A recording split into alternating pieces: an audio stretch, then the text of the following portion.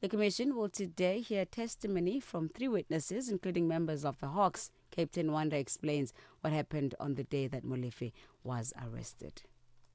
He also showed us before we entered the house. He showed us just a fleet of cars. Some were on the carport and some on the inside the garage, but the garage was opened.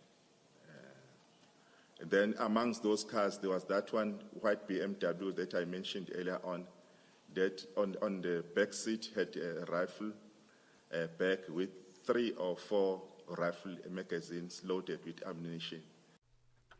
Malawi's Department of National Parks and Wildlife, in partnership with African Parks, has introduced contraceptives to control the growing lion population in 2 of the country's major wildlife reserves. The measure is aimed at preventing overpopulation, protecting biodiversity, and reducing human-wildlife conflict. The director of the department, Brighton Komchendwa, explains how the situation came about.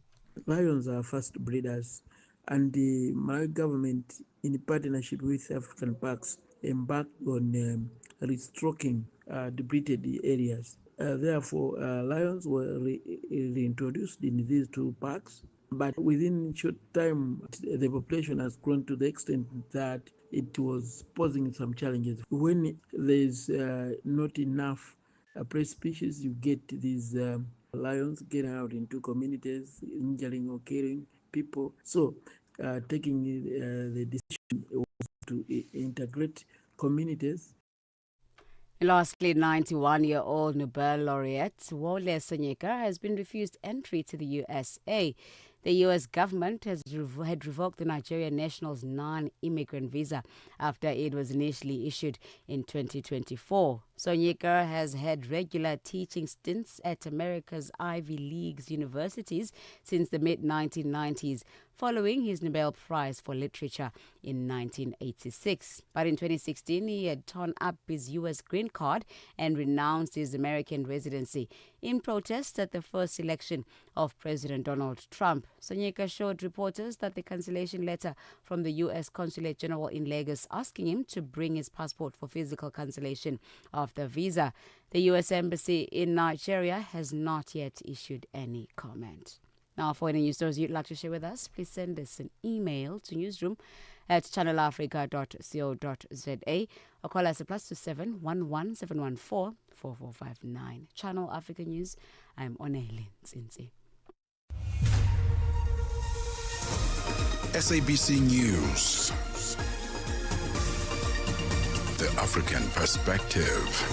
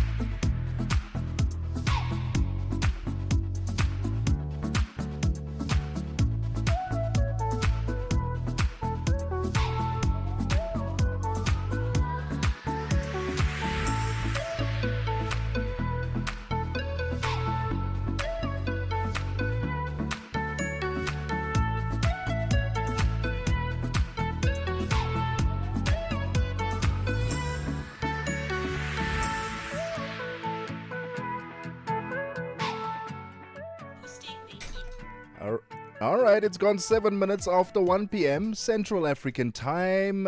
Yes, you've tuned into the right station. This is Channel Africa, the African Perspective. It's the upside. Your gateway to the good life on Channel Africa, the African Perspective with Tebogo, Lekhuleni and Mmatsheko Mosito. Happy Wednesday. Thank you so much for tuning in this afternoon. We are broadcasting live from the Auckland Park Studios in Johannesburg, South Africa. It's a overcast, humid Johannesburg, South Africa. It's been raining. Fantastic for the grass. The farmers are happy, I'm guessing.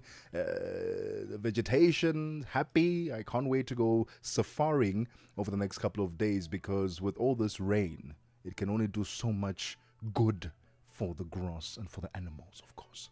And another thing that we need to let you know is that we are streaming on our social media platforms. That's where you can check us out live on social media, at Channel Africa on Facebook and YouTube, and at Channel Africa 1 on TikTok. Check out our newly revamped website as well, www.channelafrica.co.za, and download that SABC Plus app so you can take us with you wherever you go on your Android or iOS device. It's a good afternoon to you, Mmatsheko Mosito. How are you doing? I'm great. How are you? Happy Wednesday to you. Happy Wednesday indeed. How's your day been so far? Listen, it's been excellent. How has yours been? I tell you what, big mistake washing our cars this week. I washed it a couple of days ago, but now the rain, the little droplets. Oh, that's going to happen a lot in summer, my friend. And I don't brace yourself. I don't like it. You know, you must have a nice car, clean car, always. I say this, and I know that's your thing. Clean car. I say this, but I'm also the same guy that every single weekend I'm going to some safaris. All the dust, all the soil picked up in the car. So my car is hardly ever clean, but when I get the opportunity, I want it to remain clean after I've washed it. Not a day after or 2 days it starts raining and it becomes a problem. What's coming up on the show this afternoon? I know one conversation that I'm looking forward to is we're discussing specialty coffee. I didn't realize that coffee, yes, I know that coffee is a big thing.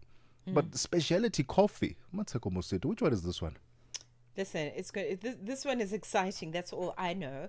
I'm not a coffee drinker, but I think you might be a coffee drinker and might be excited as we really look at that and the new language of luxury as Nyambo Sevilla's. The seasonal table refines how we gather and eat. That's what we're going to be looking at. We're going to be looking at what caught your eye, and we're going to be venting. All the usuals are going to be coming through on the show this afternoon. Absolutely. So stay tuned, stay locked in. And if you'd like to say hi to us or maybe say happy birthday to somebody or let us know where you're streaming us from, our WhatsApp line is +2763 406 9126. It's 10 minutes after 1 p.m. Central African time. Welcome to The Upside.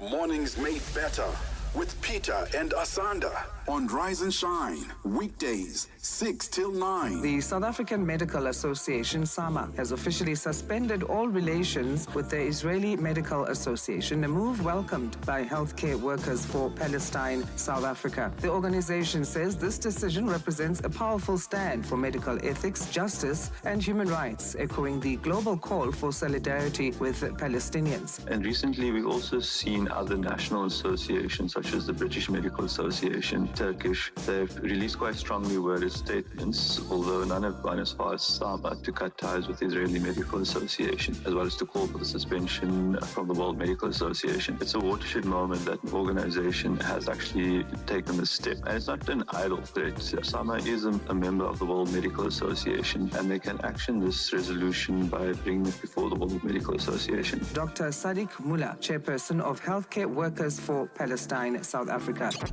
Mornings made better with Peter and Asanda on Rise and Shine. The Upside, 1 to 4 p.m. Central African Time.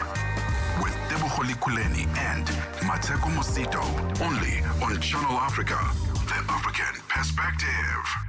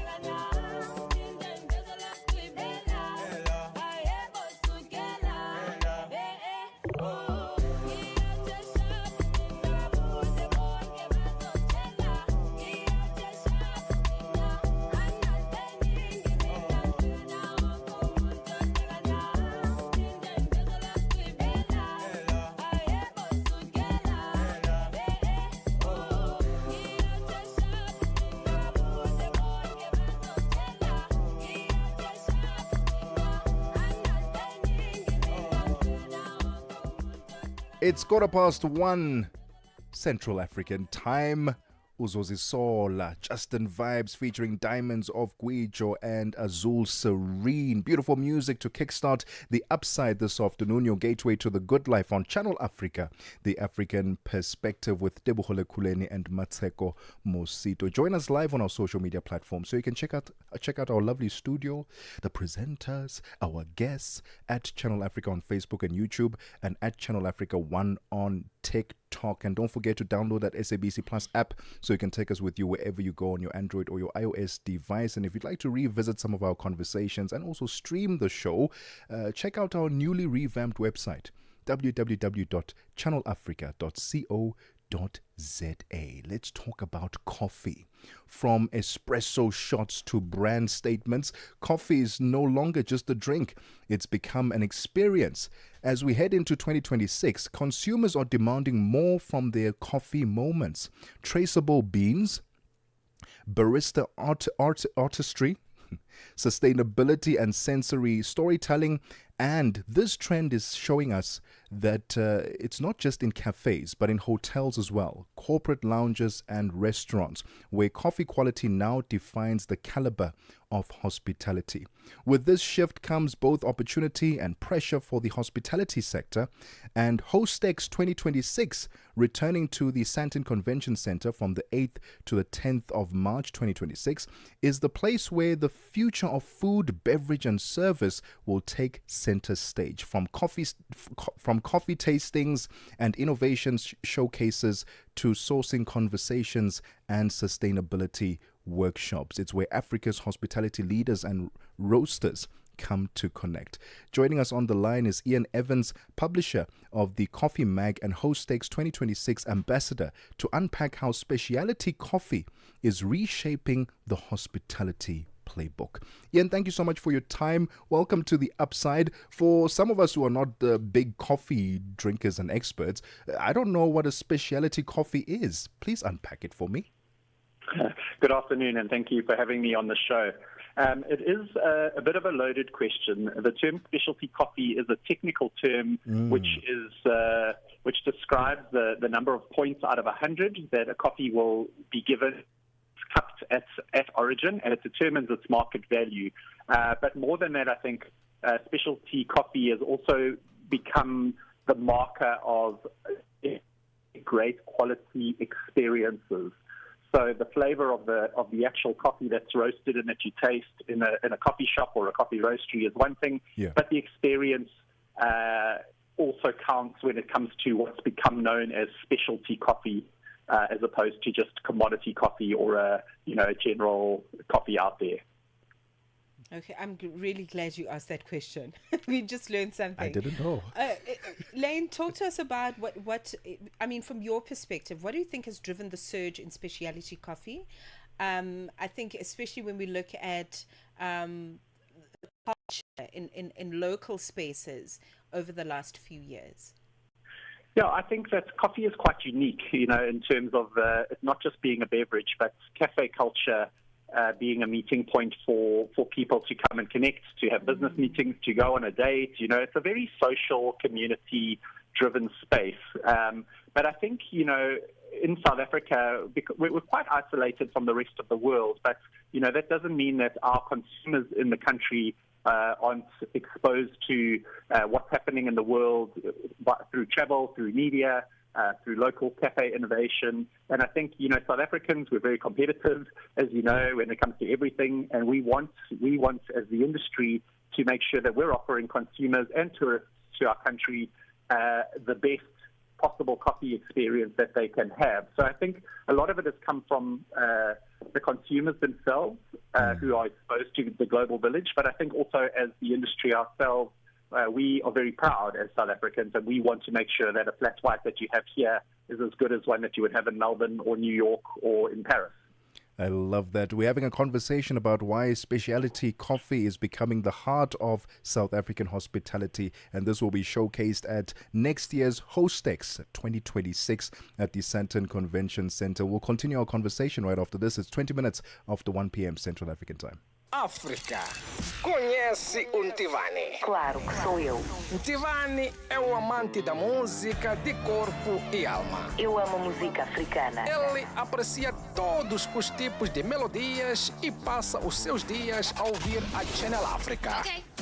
Adivinha só, a Channel África quer ajudar o Ntivani e os amantes da música em todo o lado a descobrir ainda mais música incrível. Por isso, a Channel África está a convocar artistas africanos a submeterem as suas músicas. Músicos, lembrem-se de nos dar todas as informações relevantes no music@channelafrica.co.za. As submissões são a vossa oportunidade de ser ouvidos, mas não garantem inclusão na lista. Todas as submissões serão cuidadosamente analisadas para verificar se cumprem os requisitos da nossa estação. Canal África, a perspectiva africana. NETO Chairman. I've witnessed something fresh, something exciting, and something very inspirational from the president of the country, William Ruto. Whenever athletes are performing to their best level, he always comes on board to reward those athletes, be it football, be it athletics, and not leaving it up to the sport ministry. The president realizes that sports is a business, and for that reason, he also reduces the number of people who are jobless, because sports now is such a serious business, and for that reason, commercialization of sports is a major way of improving or increasing employment opportunities for the young people, and that is why the president has been very persistent in trying as much as possible to inspire more sports personalities to reduce the baggage of the people who are struggling to get job opportunities in the country among the young people. Francis FM Motegi, our correspondent from East Africa in Nairobi, Kenya. Live every Saturday and Sunday from 2 to 5 p.m. Central African Time. The Upside. On The Upside, your voice matters. 23 minutes after 1 p.m. Central African Time, Hostex 2026 is returning to the Sandton Convention Center from the 8th to the 10th of March, that is in 2026. And we're currently in conversation about why specialty coffee is becoming the heart of South African hospitality. And we continue our conversation with Ian Evans, publisher of the Coffee Mag and Hostex 2026 ambassador. Ian, I apologize if I'm butchering your name. I know it's spelled Iain, and please, if you can help me pronounce it properly. It's not Ian, is it In? Just a strange spelling. Sorry? It's Ian. Oh, it's Ian. There we go. Thank you so much for that. So you've been covering this industry for years now. Let's talk about your role at next year's Hostex 2026, especially as an ambassador and maybe even as a coffee lover, since we are talking about specialty coffee. Sorry, can you repeat the question? No worries. Your role next year, 2026 Hostex as the ambassador, and especially for your love of coffee, since we are talking about specialty coffee, what can we expect from you? Yeah, we're very excited to be at Hostex next year. It happens every 2 years, and it's one of the critical events in Southern Africa where the hospitality industry, the food and beverage industry can all get together to connect, to discuss what needs to be done in terms of keeping our coffee to a global standard, but also to just share that community and discuss how we can do things better. I think for anybody listening that wants to come and attend that, I think it would be very, very worthwhile because it happens so rarely that we can get so many incredible coffee professionals in the same room across, not just from South Africa, from producing countries like Ethiopia, Kenya, Mozambique, to be in the same room, to have those connections, to have those cultural discussions and talk about commercial opportunities that exist in the food, beverage and hospitality sector when it comes to coffee. Let's please talk about the role of barristers in the business. How can the industry better recognize the talent, and what needs to happen for the industry to invest, and what does it mean for the entire coffee space to invest in barrister talent? I'm so glad you brought that up. I think baristas are probably one of the most fundamental cornerstones of the coffee industry, and they definitely are under-recognized. And I think if you think about the experience that you have, that's probably what you remember the most, rather than the flavor of the coffee. I mean, you expect it to be good, but you'll definitely remember a guy or a girl who serves you that makes you feel incredible. And I think it's not only technical skills that's proven, it's the soft skills that make you feel so welcome and make you leave feeling incredible because you've had such a great interaction. And those are the skills that South Africans naturally have, and it's fine-tuning them and nurturing them and giving the profession the respect that it deserves. Ian, let's talk about some of the trends, the new trends in the world of coffee. Because I would imagine, yes, we sort of credit Africa as being the origin of coffee. The story of coffee comes from Africa. But over the years, has there been developments, trends, new ways of roasting, of embedding different flavors? Talk to us about what's currently happening in terms of the trends that we can find in the coffee space. Look, I think the biggest trend at the moment is that the consumers they're interested in storytelling, and I think the differentiator between a good coffee experience and an oh wow, that was very AI to another level. All right, we appear to have had a technical glitch there, but we'll work on getting Ian back on the line. Coffee lovers, coffee drinkers, I guess we'll be seeing you at next year's Hostnex from the 8th to the 10th of March, where coffee will be showcased in a beautiful way, because it's now an experience, not just an add-on or a cup of coffee. It's a whole experience. There's baristas that are involved, there's storytelling that's involved, and it can only mean the world of good for local coffee producers on the African continent, and telling the coffee story to the rest of the world. You know what I love is coffee culture is such a big deal that even if you're not a coffee drinker, but if you love to entertain people, you have to have a coffee machine in your home. It's actually a non-negotiable. You just have to have one. And also, I'm on magazine.coffee at the moment, and I think if you are in the business of coffee, in whatever capacity, whether you just enjoy a good cup of coffee, doing it as a social thing, a business thing, or you are an importer or exporter of coffee, I think this magazine is for you, because there's also a newsletter there that you can subscribe to. Nice. And check out Ian Evans' work. He's a publisher of the Coffee Mag, if you'd like to read up on some of the coffee trends and some of the stories that are being told. And okay, we've got Ian back on the line. Ian, apologies for that break. I think you were still answering the question from, was it my question that you were answering?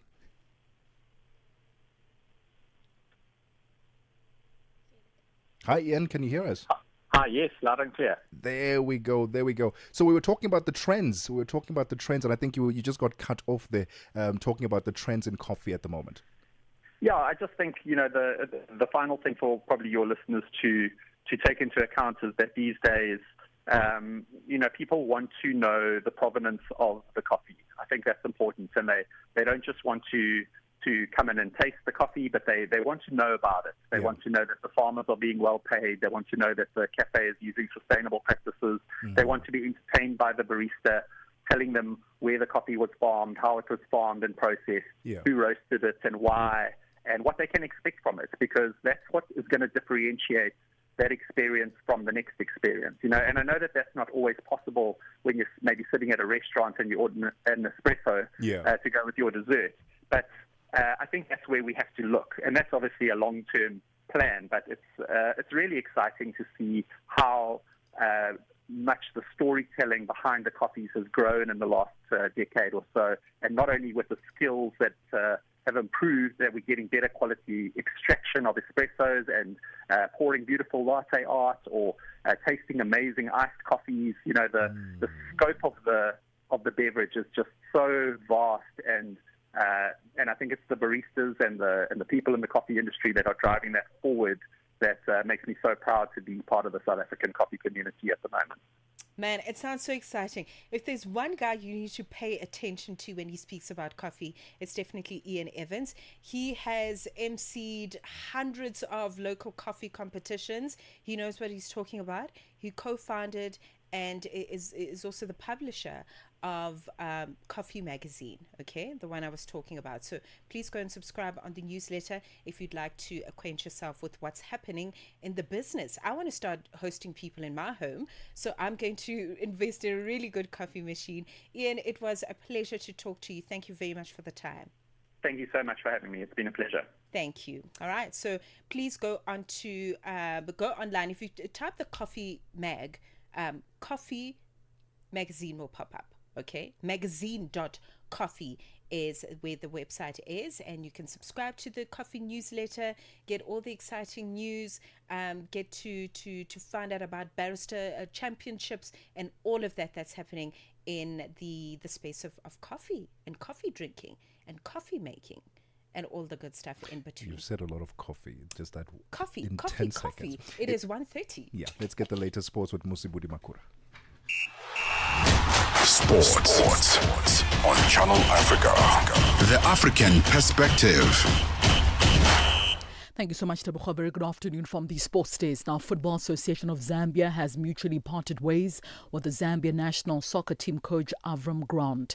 In a statement issued earlier on this afternoon, FAS General Secretary Mmatsheko says both parties agreed to mutually separate to help chart a new way forward for the Shipolopolo team. Just a fortnight ago, the Zambian government withdrew its funding to the Zambian national soccer team, citing poor results. Onto this story now. The Confederation of African Football, CAF, as well as the host Morocco, have confirmed the match venues for the African qualifiers of the FIFA World Cup 2026 Intercontinental Playoff Tournament.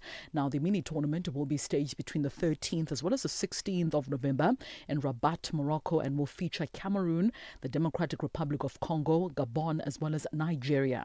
Now, the semi-finals will be played on Thursday, the 13th of November at the Al Barid Stadium, as well as the Prince Mullah Al Hassan Sports Complex. A draw will then be held on Thursday, the 30th of October, plus, of course, tomorrow to determine the venue for each match. Now, the opening match will feature Nigeria up against Gabon. The second semi-final will be between Cameroon as well as the DRC, while the final will be played on Sunday, the 16th of November at the Prince Mullah Al Hassan Stadium. Back home now, Captain Refile Jane is glad that the South African women's national football team Banyana kept its objective, and that was, of course, to qualify for the 2026 Women's Africa Cup of Nations tournament. Banyana defeated the DR Congo 1-0 in the second leg, winning 2-1 on aggregate at the Dobsonville Stadium last night. Jane admits that the DRC were tough opponents, but is happy that their efforts in the second leg came with a much-needed reward. A difficult game to play against Congo. Even in the first leg, it was difficult. We got a positive result though, and we are happy to the match. So we kept our objective, which is to qualify for the AFCON. We could have won the game in the first half, but we missed those chances that we created, something that we need to work on. But in the end, we are happy and we are glad that we were able to get a goal and be comfortable. On to cricket news now. So it's semi-final number 1 at the ICC Women's Cricket World Cup. That's where we find South Africa. The women's Proteas side are facing off with England in this encounter out in Guwahati. I can confirm that the Proteas are currently on 171. This for the loss of 3 wickets after 33.5 overs. The current run rate is 5 runs per overs. It was the England side who won the toss earlier and put South Africa to bat first in this encounter. Laura Wolfart as well as Marzan come currently at the crease for Team South Africa. So we'll keep you updated of this match throughout the course of the afternoon. And finally, in tennis news, Britain's Cameron Norrie described his upset of Carlos Alcaraz as the biggest win of his career as he reached the Paris Masters last 16 with a gritty comeback against the world number 1. So Norrie, who was beaten in straight sets by the Spaniard earlier on this year in the Wimbledon's quarterfinals, won that encounter 4-6, 6-3 and 6-4 in the second round of the ATP Masters 1000 event in the French capital city. So Alcaraz won the first set before Norrie responded strongly in the second set by breaking early and then maintaining his momentum to set the decider. So the world number 31 then played an incredible backhand pass to break Alcaraz in the final set and saved 2 break points on his way to the victory. And this is what he had to say following that win over the world number 1. I feel so good, and it was such a tough match. So many long games, tough games, and I really had to play my typical tennis, to beat him and keep digging, keep fighting. I had a lot of chances in that third set, and it was not easy, but really pleased with the way I dealt with that and the way I served out the last game. All right, so that concludes your sports news this hour. It's 13:36 p.m. Central African time. For any sports stories you'd like to share with us, remember to send us an email. That's to newsroom@channelafrica.co.za. Alternatively, call us on +27 11714 4459. For Channel Africa Sport, I am Mosibu Di Makura. Sports on Channel Africa.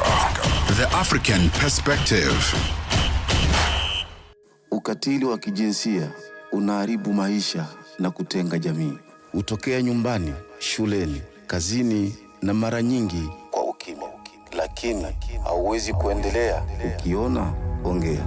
Ikiwa unaumia, funguka, kwa sababu kutofanya lolote sio chaguo. Sikiliza vituo vyote 19 vya redio kuanzia Jumatano ya tarehe 23 Julai kwenye mijadala, ushauri, tamthilia, maonyesho ya elimu na mahojiano na wataalamu. Manusura, watunga sheria na nchi nzima iliyoathirika na ukatili wa kijinsia kwenye vituo vyako pendwa vya redio. Piga simu 0800 428 428 ili kuripoti unyanyasaji au kupata msaada. GBV, ikomeshwe na wewe. Ujumbe huu umeletwa kwenu na shirika la SABC. 38 minutes after 1 p.m. Central African Time. Let's get the latest in business news. Buntle Headbosch is standing by. Business news on Channel Africa. The African perspective. Thanks, Tebogo, and good afternoon. In our top business story this hour, Uganda's Agriculture Ministry says the country's September coffee exports jumped to 59% year-on-year, boosted by a copious crop in parts of the East African country. In September, Africa's largest coffee exporter shipped 844,949 60-kilogram bags of the beans, compared with 532,212 bags exported in the same period last year. Coffee and gold are Uganda's largest sources of foreign exchange. The Agriculture Ministry projects coffee production will rise 15% in the crop year that started this month.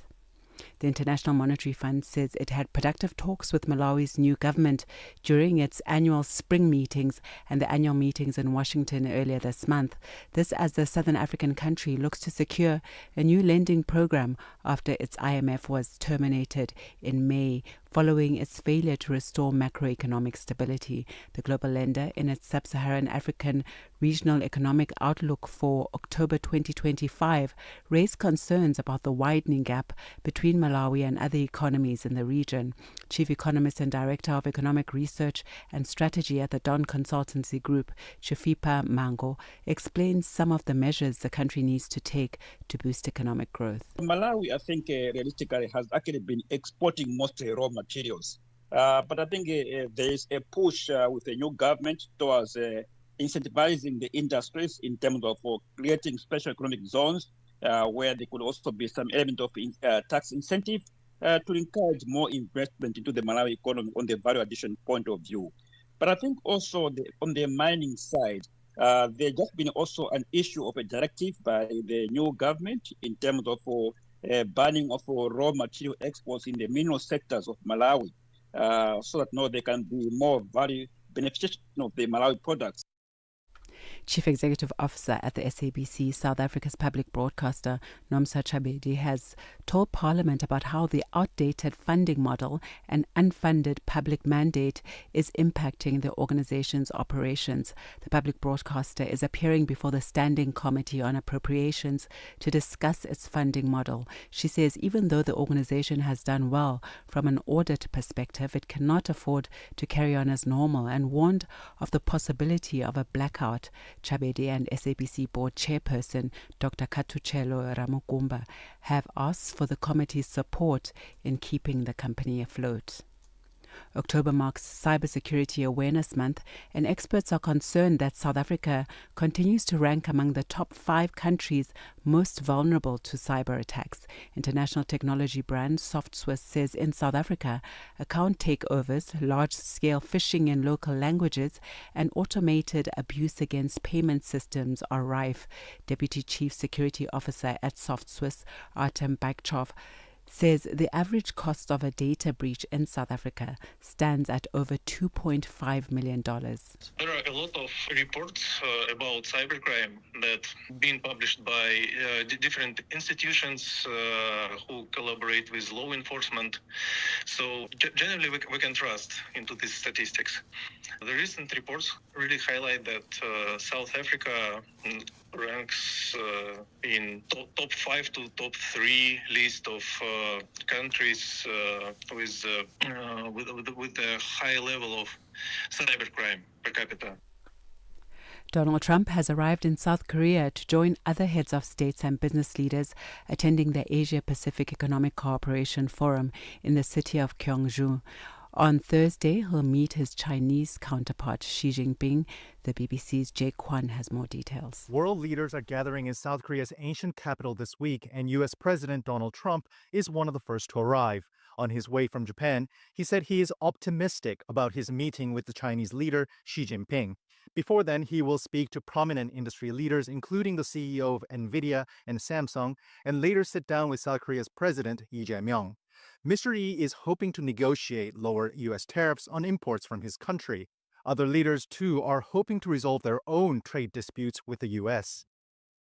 And now for a look at the indicators, one US dollar in Nigeria is trading at 1,456 naira. In Botswana, it's 13 pula 76. Kenya, the dollar is trading at 128 shilling 37. And in Zambia, it's 21 kwacha 95. Moving to the BRICS countries, $1 in Brazil is trading at 5 rial 36. Russia, 79 rubles 42. In India, it's 88 rupees 25. China, 7 yuan 10. And South Africa, $1 is trading at 17 rand 20 cents this afternoon. $1 is trading at 75 pence to the British pound and 85 to the euro. Looking at commodities, gold is trading at $4,022 per ounce this afternoon. It's breached that $4,000 mark again. And platinum at $1,595 per ounce, while Brent crude oil is at $64.41 a barrel. And those are your business news. I'll be back with another update in the next hour. For any business news stories you'd like to share with us, please send an email to newsroom@channelafrica.co.za or give us a call on +27 11 714 4459. For Channel Africa Business, I am Bontle Headbush. Business News on Channel Africa. The African Perspective. Got something to say? Are you passionate about issues that matter? Do you have a voice that deserves to be heard? Well, we've got the perfect platform for you. Call in or drop us a WhatsApp on +27 63 406 9126. And we will call you back so you could have your say and be part of the conversation. 30 years of age. I just turned 30 on the 15th of November. So yeah, that's who I am, you know. It's not just talk. It's your chance to air your views. Share your opinion. Engage with the community that values your perspective. Follow us on our social media. Visit our website at www.channelafrica.co.za and get ready to share your views on Channel Africa, the African Perspective. Broadcasting in 5 different languages, connecting the continent. This is Channel Africa, the African Perspective. The Upside, taking the African perspective to fresh levels. Girl,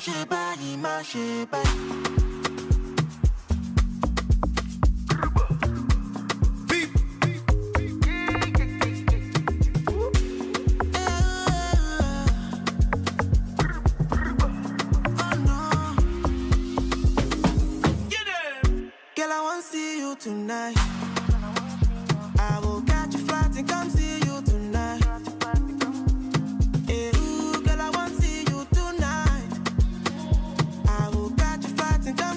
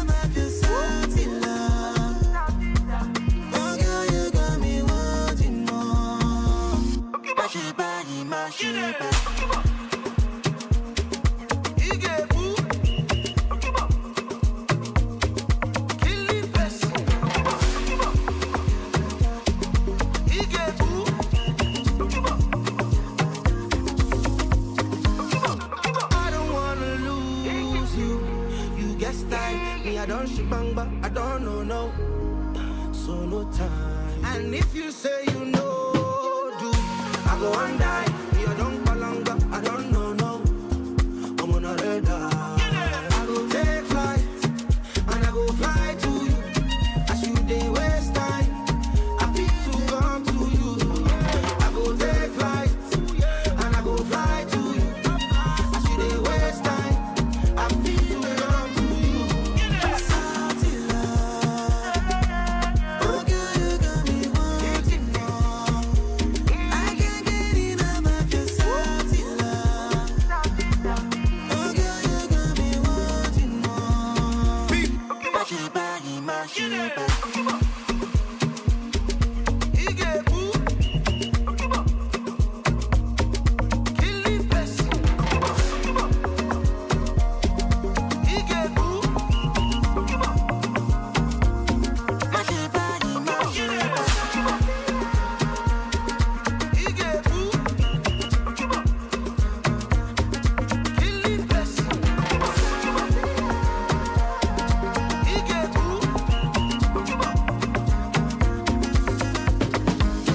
Salty love. Oh girl, you got me wanting more. I can't get enough of your salty love. Oh girl, you got me wanting more.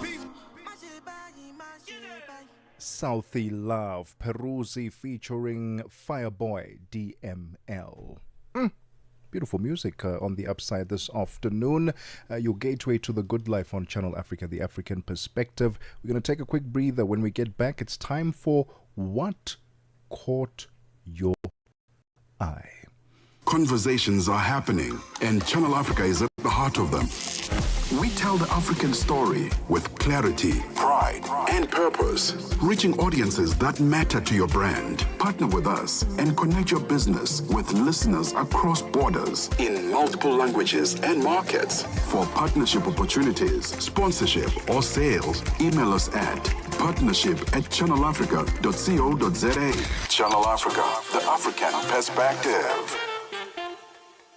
12 midday, Central African Time. On the move with Palisa Tau and Benjamin Mushatama. Now, when you go to the hospital, there's medical attention that you need, and that's the only experience you're expecting to have. If you are a transgender person, sometimes those experiences can be marred by the demand of trying to understand your gender, your sexuality, and not particularly getting the assistance that you need. One time, I was sexually abused by someone who used to live next door to my house. So when I went to the police to report, I was in a weave, I was wearing a dress, and when I got there, the police person that helped me said to me, obviously we're gonna rape you because why do you walk around looking like trying to be a woman when you are a man? And after that, the person just walked scot-free. How do you deal with that? Because there's a double barrel abuse there. So it's not even double barrel, there's kind of multi-dimensional forms of abuse. I think one thing that I will tell you about trans people is we are strong, not because we want to be strong, but because we don't have an option. It is what it is. Because the struggles that we face each and every day are like unimaginable.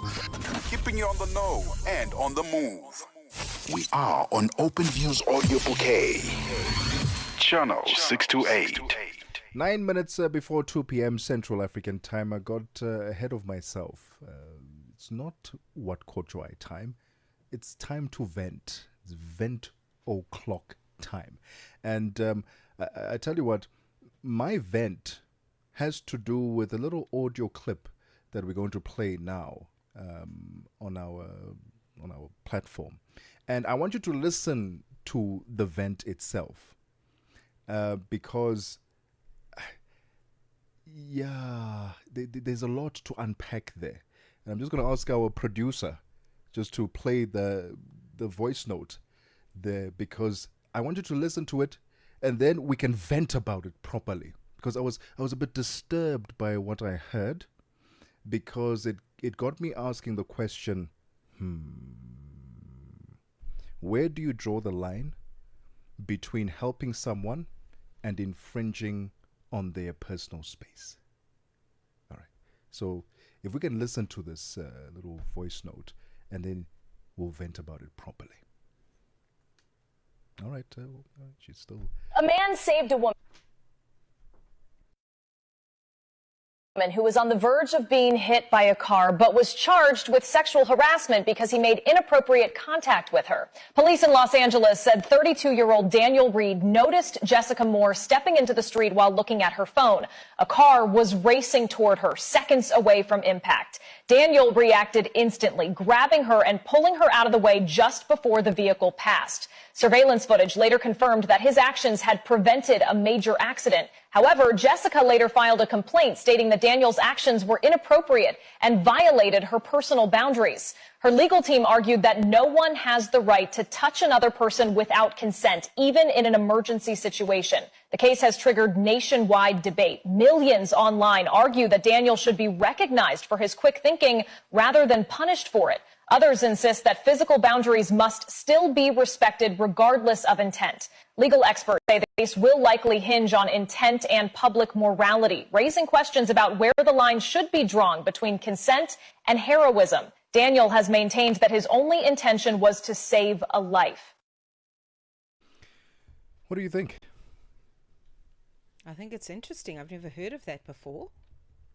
Oh, Daniel. I would thank Daniel. Oh my goodness. Daniel just saved this young. I would ask Daniel if he's single. No, okay, that's inappropriate. But but I mean, context doesn't. What happened to context? This young. He's not touching you in a bar. No, he's not. Young lady is on her phone. She's got AirPods on, or whatever those things are in the ear. She's on her phone. She's walking, not paying attention. There's a car about to run over her. Daniel comes in, swooping in and grabs her. Say, "Hey, come back. Don't die. Let me save you." Right? Car passes by. Surveillance footage shows that it would have been a massive accident had he not stepped in. But instead of a thank you, you saved my life, I'm going to sue you for infringing on my personal space.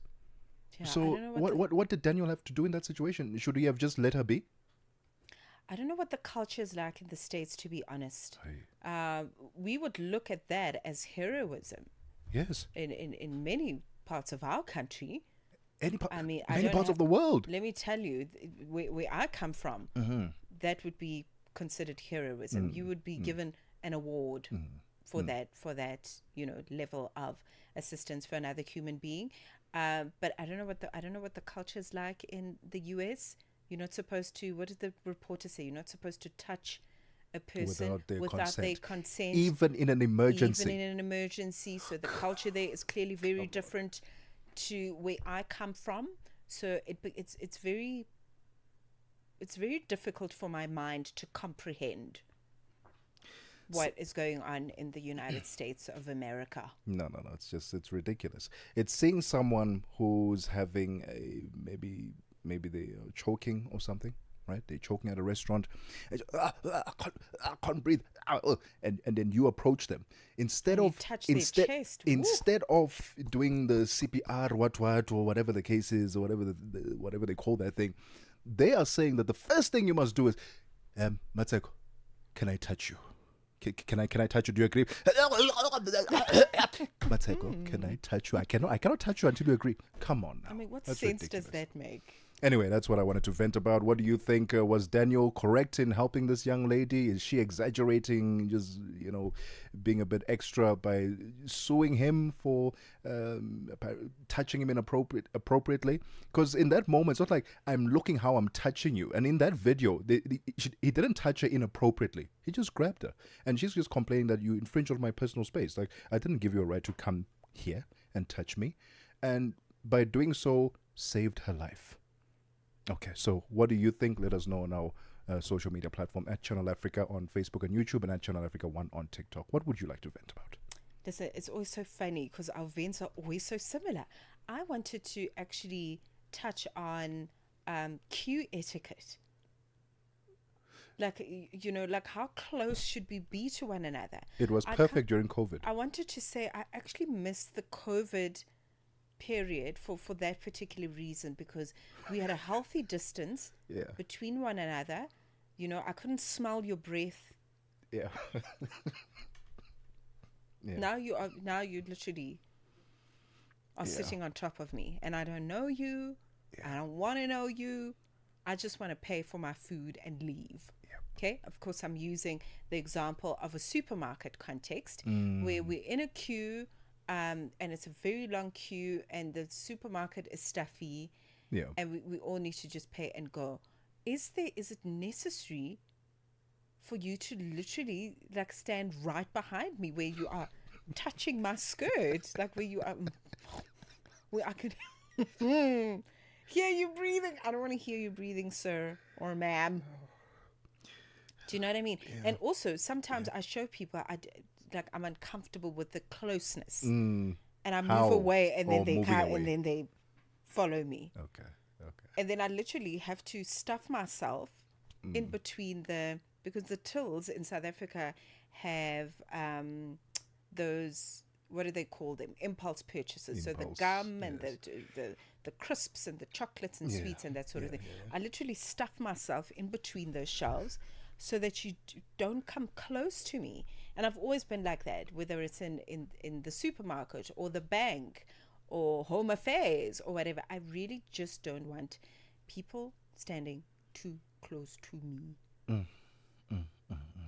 Let's go back. Let's apply. I know we were not really happy about COVID and all.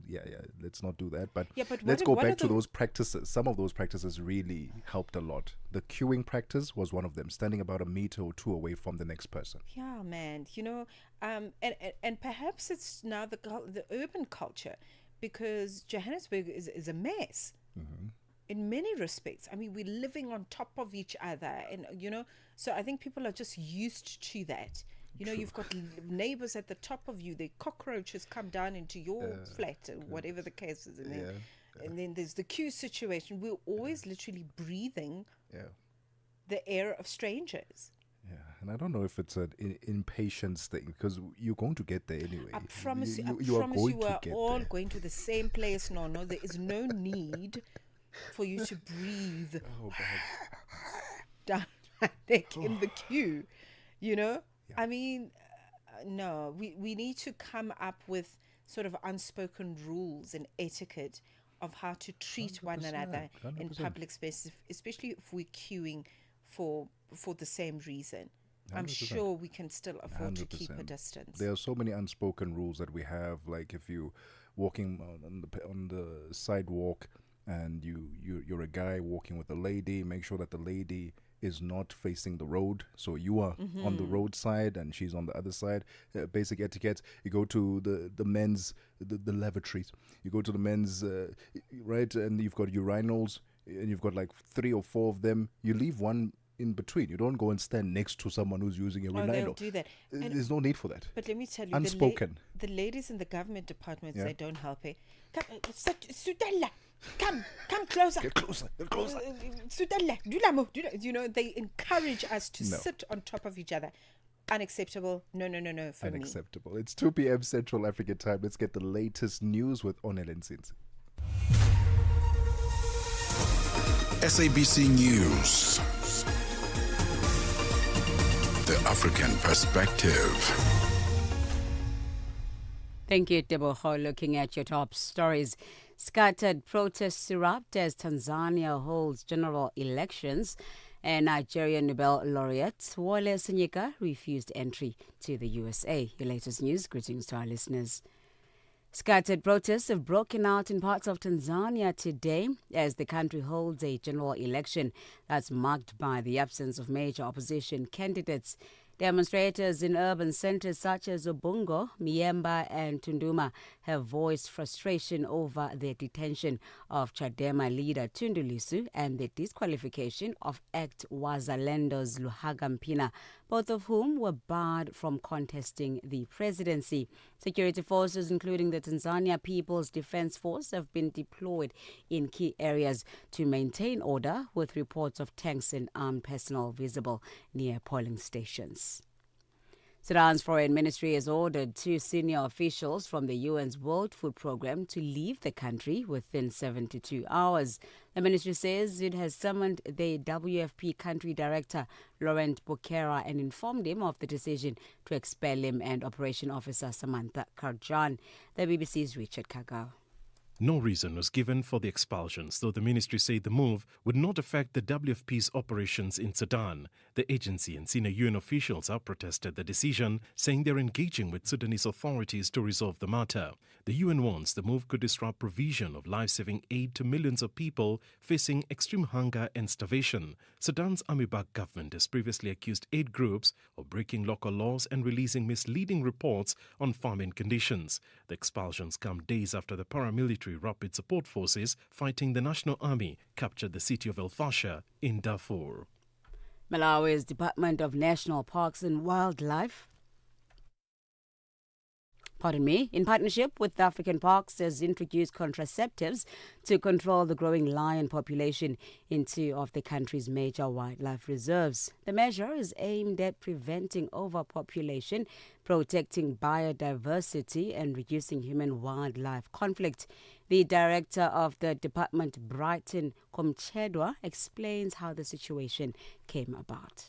Lions are first breeders, and the Malawi government, in partnership with African Parks, embarked on restocking depleted areas. Therefore, lions were reintroduced in these two parks, but within short time, the population has grown to the extent that it was posing some challenges. When there's not enough prey species, you get these lions getting out into communities, injuring or killing people. So taking the decision was to integrate communities. 91-year-old Nobel laureate Wole Soyinka has been refused entry to the USA.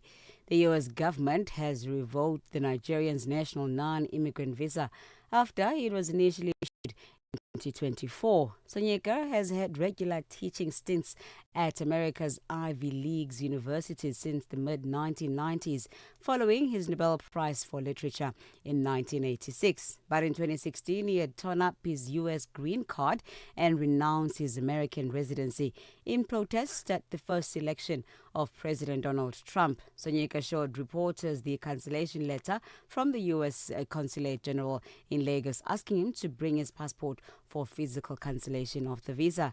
The U.S. Embassy in Nigeria has not yet issued any comment. And lastly, the British government says an Ethiopian asylum seeker who was mistakenly released from prison last week has been deported to his home country. Handushke Batu, who arrived in the UK illegally, was found after a 2-day manhunt. The BBC's Henry Zeffman. Hadush Kabatu became, I think it's fair to say, pretty notorious because he was living in a hotel east of London at the time that he committed these offences, for which he was later convicted, sexually assaulting a 14-year-old girl and also a woman. But then it also became especially high profile just in the last few days because on Friday he was accidentally released from prison. The Metropolitan Police eventually rearrested him on Sunday, and I think the government will be very pleased with how quickly they've managed to get him out of the country. Recapping on your top stories, scattered protests have broken out in parts of Tanzania today. This is as the country holds general elections that are marked by the absence of major opposition candidates.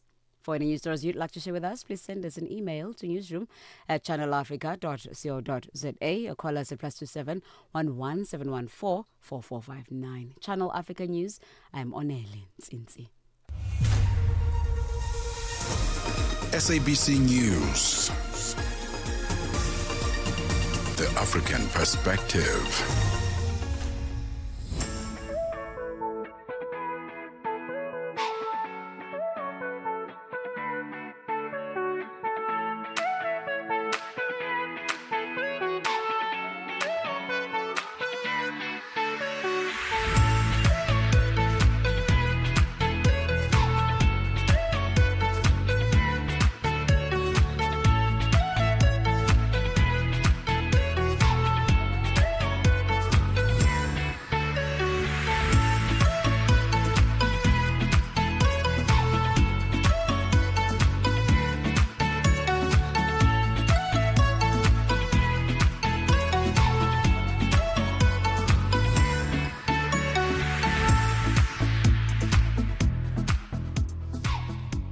7 minutes after 2 p.m. Central African Time. This is The Upside, the final hour of The Upside, your gateway to the good life on Channel Africa, the African perspective, with Tebogo Lekhuleni and Mmatsheko Mosito. We're still coming to you live from the Auckland Park Studios in Johannesburg, South Africa. Join us live on our social media platforms at Channel Africa on Facebook and YouTube, and at Channel Africa 1 on TikTok. And don't forget to download that SABC Plus app so you can take us with you wherever you go on your Android or your iOS device. And check out our newly revamped website, www.channelafrica.co.za. There you can stream the shows and also revisit some of our conversations through our podcast, not just this show, but the other shows as well. It's the final hour of The Upside, and we are talking all things gaming and e-sport. Are you a fan of these gaming things? Mmatsheko Mosito? I'm guessing, so that's a no. I'll take that as a proper no. You know. Well, tell us about your experience. I'm not a gamer. No. Not? No, I'm not a gamer. No, I'm not a gamer. Like every now and then, if someone invites me and say, "Hey, come, let's play," but personally, I don't even own a console. I used to a couple of years ago, but I was like, nah, there's no need for these things anymore. So I'm not the biggest. You're more for the outdoors. Yeah, I'm more outdoors than I am indoors. But we're going to be talking about e-sport and how it's growing in South Africa. Hyperprop hosted quite a few events and a whole tournament this year. And recently they crowned a few champions in the e-sport space. And guess how old these champions were? Take a guess. 17? 17. I must be psychic or something. 17 years old, right?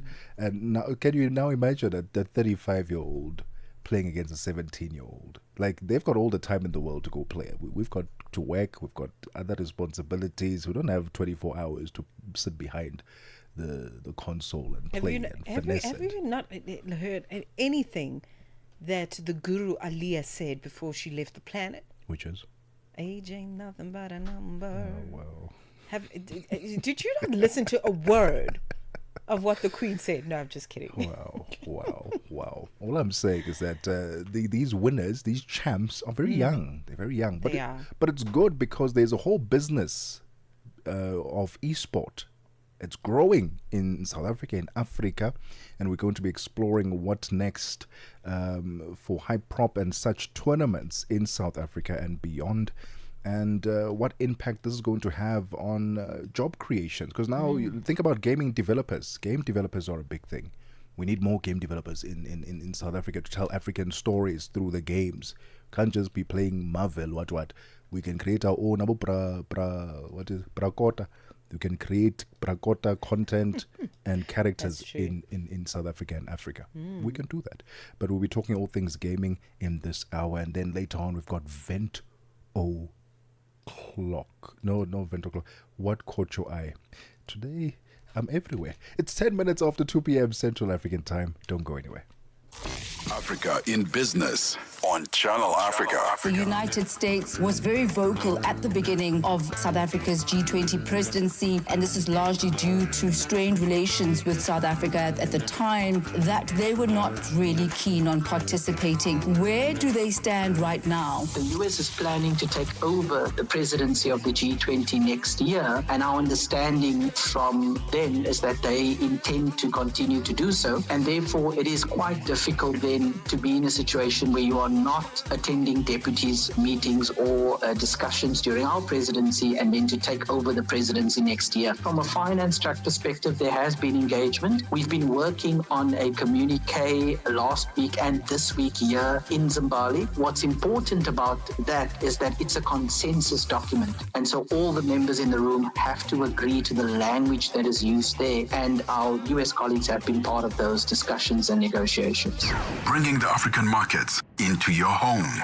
Channel Africa, the African perspective. Your afternoons just got even better, fresh and exciting. The Upside, hooking you up with today's news from an African perspective.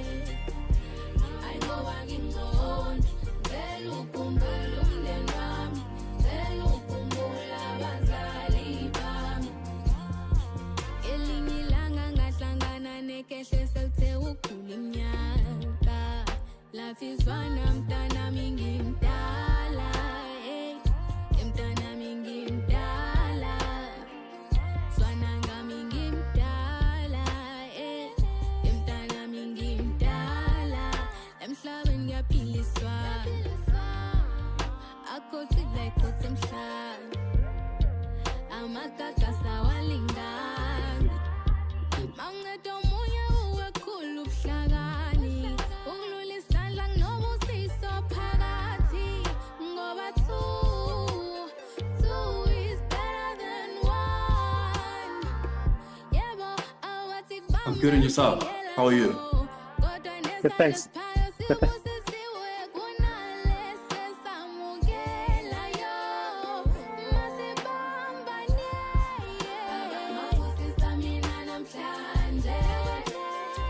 Okay. One second.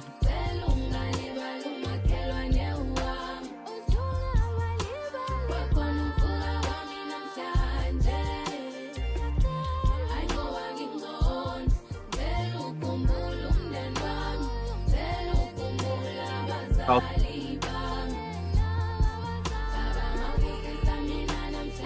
Is that fine now?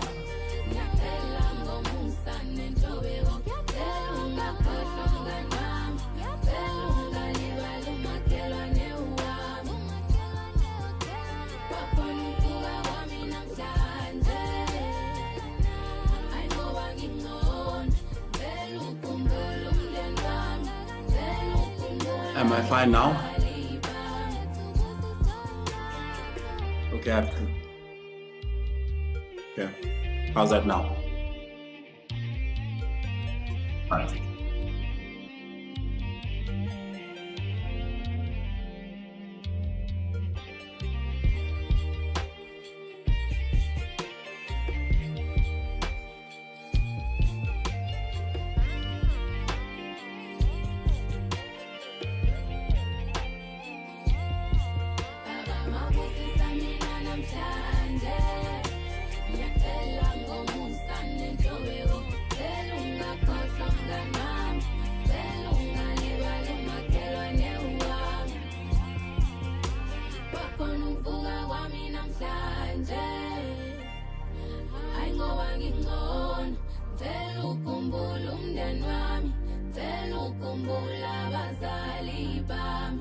Channel Africa, your voice, your sound, and your home.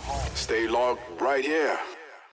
It's 16 minutes after 2 p.m. Central African Time. This is The Upside on Channel Africa, the African perspective with Tebogo, Lekhuleni and Mmatsheko, Mosito. Join us live on our social media platforms at Channel Africa on Facebook and YouTube and at Channel Africa 1 on TikTok. Beautiful song there from Nomfundo Mo.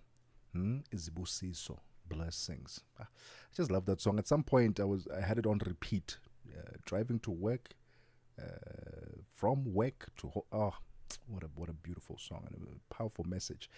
So go and shoplift. It's not shoplift. Go and Spotify it. Is it Spotify? Shazam it. Add it to your playlist.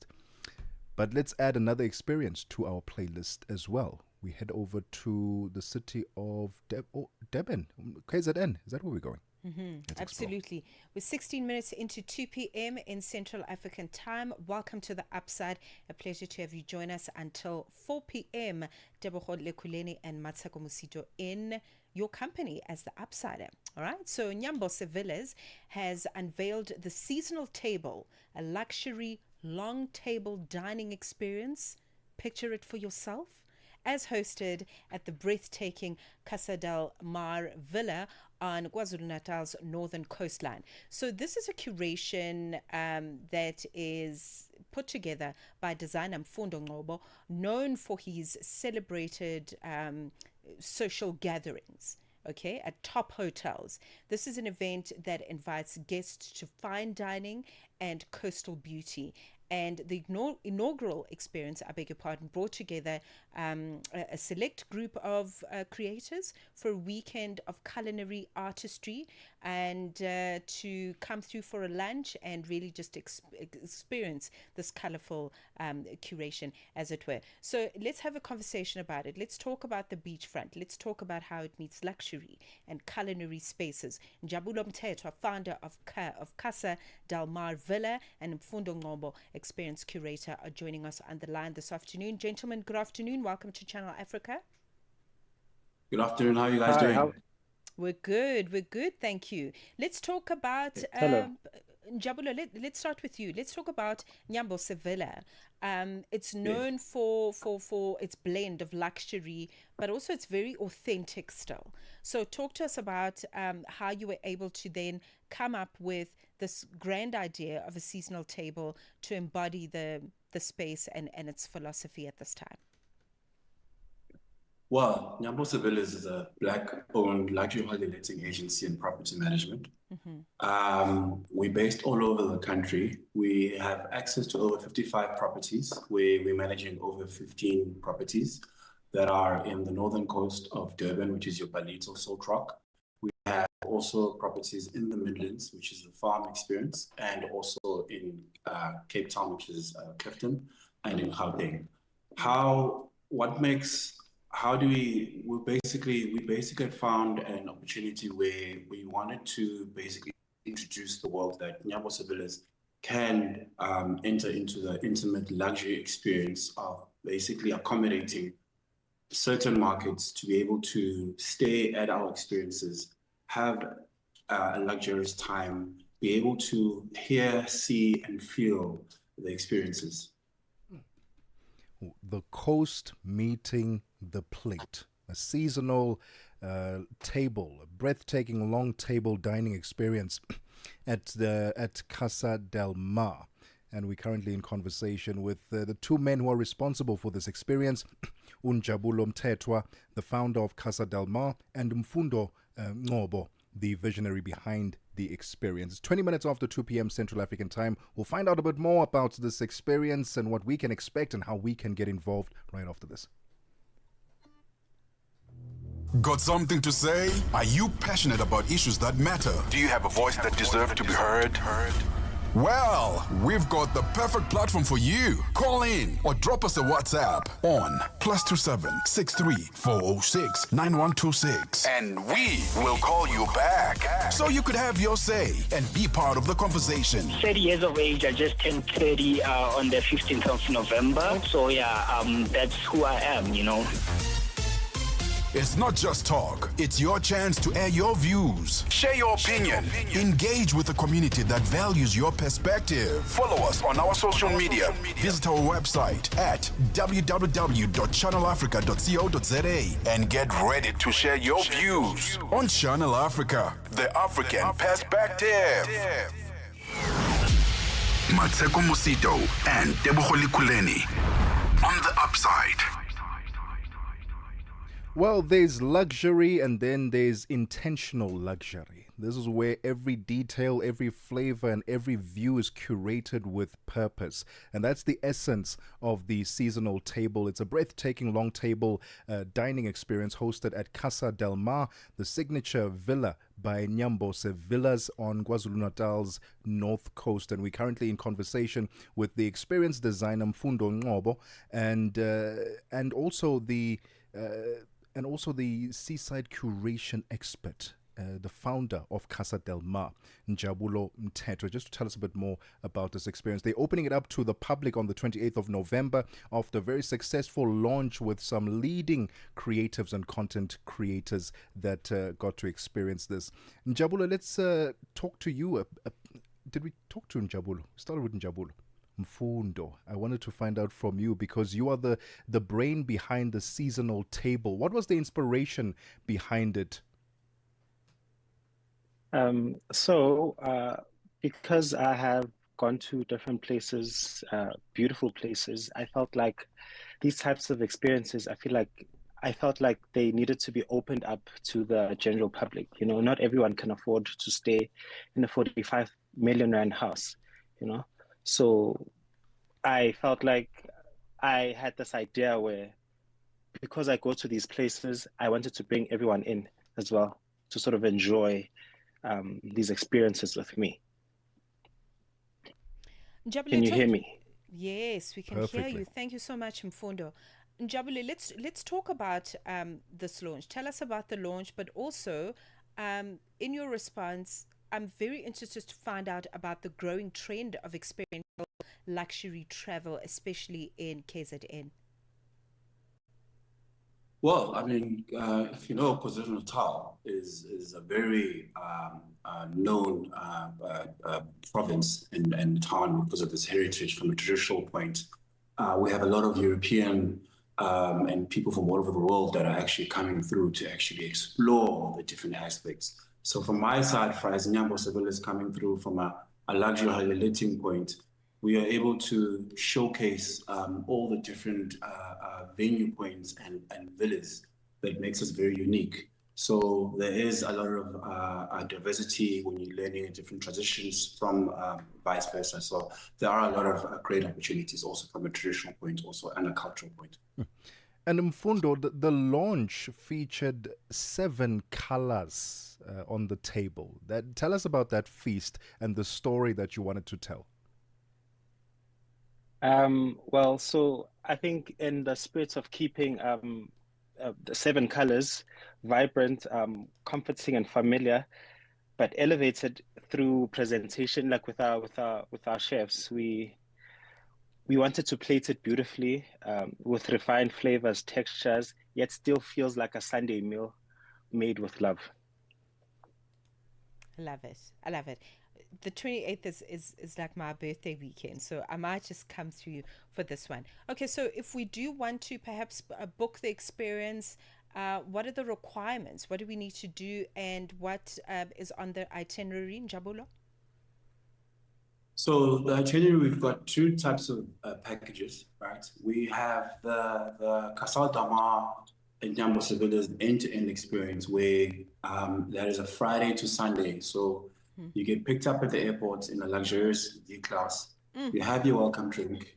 You get to check in early at 1 o'clock at a beautiful 45 million rand house, which is 8 bedrooms. So it's a couple's package that has your own bathroom, and you'll also be able to see, and also you also have a private beach. There is a welcome lunch. And in the evening, we have a split braai, an intimate split braai, which is only 30 guests only, where you'll be playing your neo soul, your live music, very calm conversational music. And on Saturday, we have a breakfast. We can also have a floating tray breakfast in the pool. And we also have a photographer who will actually capture and create the content for you to make it live. And on Saturday, you also have the seasonal table, which is the main event, which will start from 3 o'clock to 10 o'clock, which will be a harvest and also a 3-course meal with dessert. And also there'll be different types of drinks which represent us. And it's a cashless bar also. Oof. Listen to that. Mfundo, is this going to be a one-off experience? Because from the sounds of it, it sounds like every single month it must be hosted there. Why? Even weekly is fine. No, it's not going to be a once-off. It's a seasonal experience. So we have 4 seasons. We have 4 seasons in South Africa. So we're looking into making it 4 times or even more. That's a year. Love that. So because we are now in spring, summer, walk us through the menu that we can then expect this time around. Njabulo. Well, the menu will be a lot of different types of meat, which shows you the different types of the South African feel, the different types of seafood. Because remember, there are different types of clientele that we're going to be having, which are coming from locally through the African countries and abroad. So we have to ensure that we introduce them to the different types of meals. And also, every types of meal will basically tell a story about South Africa and who we are. Gentlemen, thank you very much. Njabulo, just direct us as to where we can go should we wish to just acquaint. Do you have another platform on Quicket also, where you can book there through Quicket, or also on our seasonal table experience, Instagram and TikTok platform, social media platform? Very exciting. Thank you so much to the both of you. All the best. I think as we wrap up the year, this is definitely a grand experience for anyone who wants just a piece of luxury. You know, make memories in a different manner. Jabulo Mteto, founder of Casa del Mar Villa, and Mfundo Ngombo joining us in his capacity as the experience curator. Isn't that something? Experience curator. Isn't that something? Oh, you mean the whole experience? Yes. Absolutely. He said something very, very important. He said not everyone can afford to be in a 40-something million rand villa. Right. It's such an exclusive market that has access to that. And the fact that they've created this experience and allowing the everyday person, the you and me, to go and experience this for the weekend, I think that's phenomenal. And I love it. I was looking at some pictures of Casa del Mar. What a stunning villa that is. Breathtaking, so picturesque. So it looks like I'll be going from coast to coast. Oh, I'm going to be very busy, clearly. Well, it's your birthday week, so you deserve it. Oh, my goodness. Are you going to join me? Okay, I'm getting your ticket. You're going to come join me. It's going to be wonderful. So let's meet there. How's about we meet there as the Upsiders? Just in case you haven't experienced something this wonderful. It's 2:30.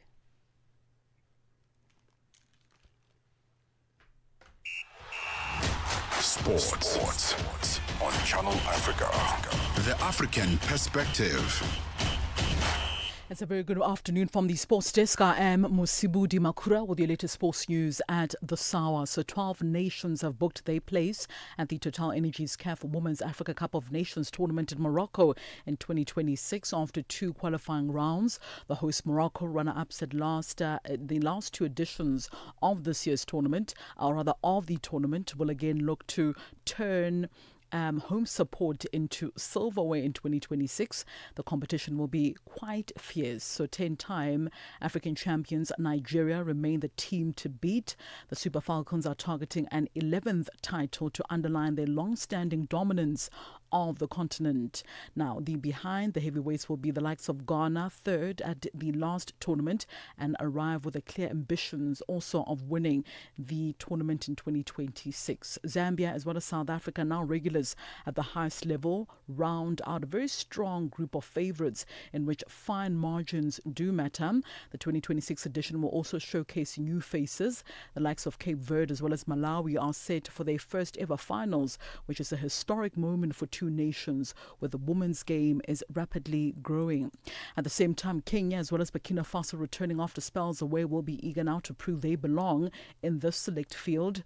Around them, several rising teams continue their upward curve. The likes of Senegal, Algeria as well as Tunisia having qualified with authority, extending trajectories as seen in recent seasons. So parity as well as quality are increasingly evident, turning the tournament into a showcase of African women's football landscape in full evolution. So beyond the race of the continental crown, the 2026 Women's Africa Cup of Nations tournament carries high stakes. Qualification to the FIFA World Cup in 2027 in Brazil, where the 4 semi-finalists will claim direct tickets to the global finals, with 2 additional nations heading into the intercontinental playoffs for a place in the 2027 FIFA World Cup finals. Well, Football Association of Zambia have mutually parted ways with Zambia national team coach Avram Grant. In a statement released earlier on today to the media, FAS General Secretary Mashaba Shapande says both parties agreed to mutually separate this to help chart a way new forward for the Shapolopolo team. A fortnight ago, the Zambian government withdrew its funding to the Zambian national soccer team, citing poor results.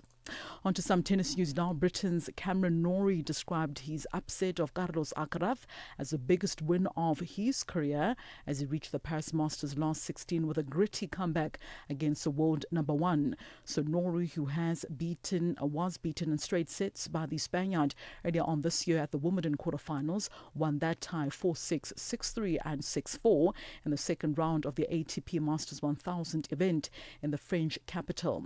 So Alcaraz won the first set before Norrie responded very strongly in the second set by breaking early and then maintaining his momentum to set the decider.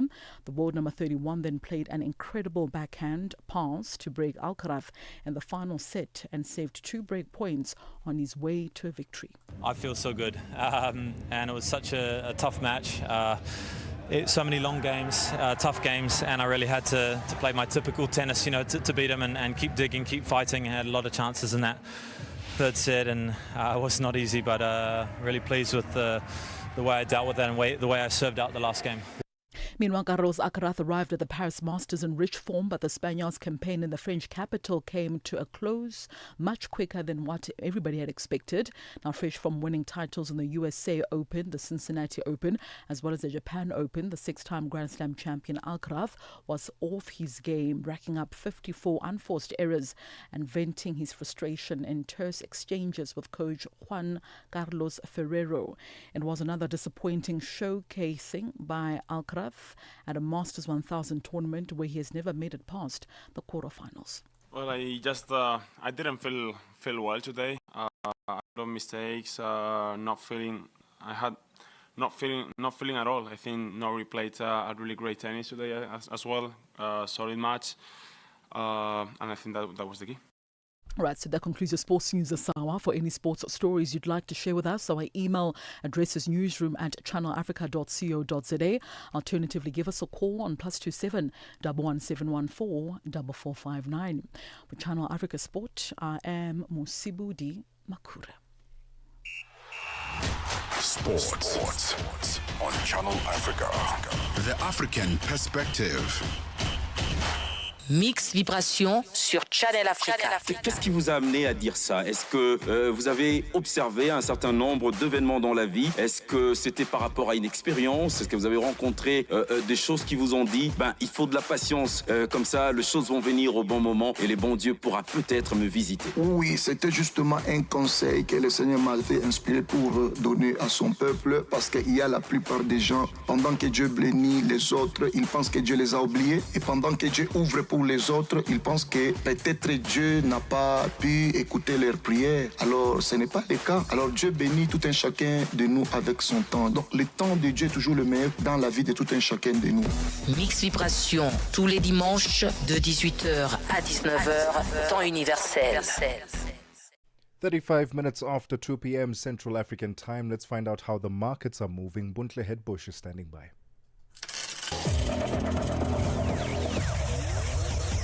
Business News on Channel Africa.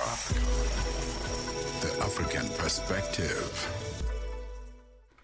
Thanks, Tebogo. Good afternoon. Our top story this hour, Uganda's Agriculture Ministry says the country's September coffee exports jumped 59% year on year, boosted by a copious crop in parts of the East African country.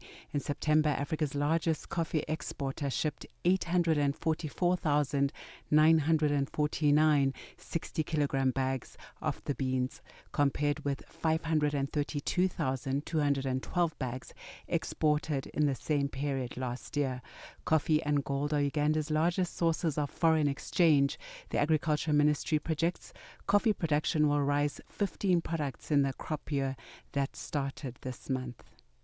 The International Monetary Fund says it had productive talks with Malawi's new government during its annual spring meetings and the annual meetings in Washington earlier this month. This as the Southern African country looks to secure a new lending program after its IMF program was terminated in May following its failure to restore macroeconomic stability. The global lender, in its Sub-Saharan Africa Regional Economic Outlook for October 2025, raised concerns about the widening gap between Malawi and other economies in the region. Chief Economist and Director of Economic Research and Strategy at the Don Consultancy Group, Chifipa Mango, explains some of the measures the country needs to take to boost economic growth. Malawi, I think, realistically has actually been exporting most raw materials. But I think there is a push with the new government towards incentivizing the industries in terms of creating special economic zones where there could also be some element of tax incentive to encourage more investment into the Malawi economy on the value addition point of view. But I think also on the mining side, there's just been also an issue of a directive by the new government in terms of banning of raw material exports in the mineral sectors of Malawi, so that now they can be more value beneficiation of the Malawi products. Chief Executive Officer at the SABC, South Africa's public broadcaster, Mmatsheko, has told Parliament about how the outdated funding model and unfunded public mandate is impacting the organization's operations. The public broadcaster is appearing before the Standing Committee on Appropriations to discuss its funding model. She says even though the organization has done well from an audit perspective, it cannot afford to carry on as normal and warned of the possibility of a blackout. Chabedi and SABC board chairperson Dr. Katuchelo Ramukumba have asked for the committee's support in keeping the company afloat. October marks Cybersecurity Awareness Month, and experts are concerned that South Africa continues to rank among the top 5 countries most vulnerable to cyber attacks. International technology brand SoftSwiss says in South Africa, account takeovers, large-scale phishing in local languages, and automated abuse against payment systems are rife. Deputy Chief Security Officer at SoftSwiss, Artem Baichkov, says the average cost of a data breach in South Africa stands at over $2.5 million. There are a lot of reports about cybercrime that being published by different institutions who collaborate with law enforcement. So generally we can trust into these statistics. The recent reports really highlight that South Africa ranks in top 5 to top 3 list of countries with a high level of cybercrime per capita. Donald Trump has arrived in South Korea to join other heads of states and business leaders attending the Asia-Pacific Economic Cooperation Forum in the city of Gyeongju. On Thursday, he'll meet his Chinese counterpart Xi Jinping. The BBC's Jay Kwan has more details. World leaders are gathering in South Korea's ancient capital this week, and U.S. President Donald Trump is one of the first to arrive. On his way from Japan, he said he is optimistic about his meeting with the Chinese leader Xi Jinping. Before then, he will speak to prominent industry leaders, including the CEO of NVIDIA and Samsung, and later sit down with South Korea's president, Lee Jae-myung. Mr. Lee is hoping to negotiate lower U.S. tariffs on imports from his country. Other leaders, too, are hoping to resolve their own trade disputes with the U.S. And now looking at the indicators, one US dollar in Nigeria is trading at 1,456 naira this afternoon. In Botswana, it's 13 pula 76. Kenya, the dollar is trading at 128 shilling 37. And in Zambia, it's 21 kwacha 95. The BRICS countries, $1 in Brazil is trading at 5 rial 36. Russia, 79 rubles 42. In India, it's 88 rupees 25. China, 7 yuan 10. And South Africa, $1 is trading at 17 rand 20 cents this afternoon. $1 is trading at 75 pence to the British pound and 85 to the euro. Looking at commodities, gold is trading at $4,022 per ounce, platinum at $1,595 per ounce, while Brent crude oil is at $64.41 a barrel. And those are your business news. I'll be back with our final look at the business news in the next hour. For any business stories you'd like to share with us, please send an email to newsroom@channelafrica.co.za or call us on +27 11 714 4459. For Channel Africa Business, I am Bontle Hetbush.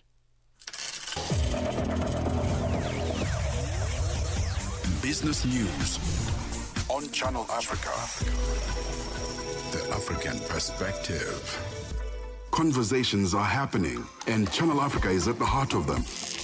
We tell the African story with clarity, pride, and purpose, reaching audiences that matter to your brand. Partner with us and connect your business with listeners across borders in multiple languages and markets. For partnership opportunities, sponsorship, or sales, email us at partnership@channelafrica.co.za. Channel Africa, the African perspective. Midday vibes, great programming, and good company. This is Channel Africa.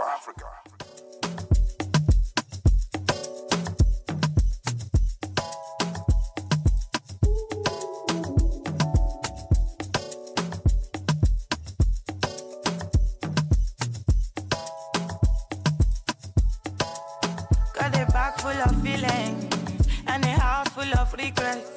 This baggage is can't fit in no plane, don't mean to digress. I wanna know, what's the reason why you moving slow? As you move, no, they cross my lane. Shorty nonsense, my best mommy. My best mommy, if you get the problem, my best mommy. My best mommy, I fight my own demons, don't you see? Don't know, don't you see if you get the problem? My best mommy, no. Oh yeah, mami, Joko, to mami, go. And I know for life for you, mami, yo. Go loco, mami, yo. I mean, no, they love, but they try me, yo. Say my kind life, no, they funny, yo. Many things I sing, feed up, mami, yo. Big money, man, nothing tiny, yo. I mean, no, they take Man, I find my own demons, yeah. Keep the bad energy going, yeah. Play with no time when you see us, yeah. We got the right energy on, yeah. Bust to the rhythm, nothing long, yeah.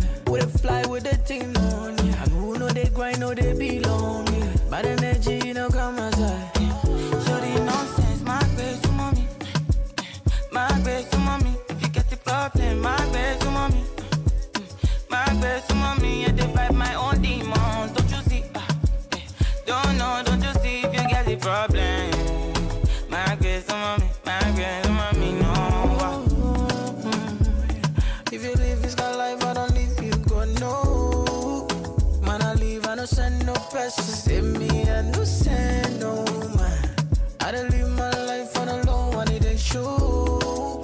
Study bank cruise. Man, I find my own demons, yeah. Keep the bad energy going, yeah. Play with no time when you see us, yeah. We got the right energy on, yeah. Bust to the rhythm, nothing long, yeah. We dey fly with the thing on, yeah. And who know they grind, know they belong, yeah. Bad energy, you know, come aside. Shorty nonsense, my best mommy. My best mommy, if you get the problem, my best mommy. My best mommy, I fight my own demons, don't you see? Don't know, don't you see if you get the problem? My best mommy, no.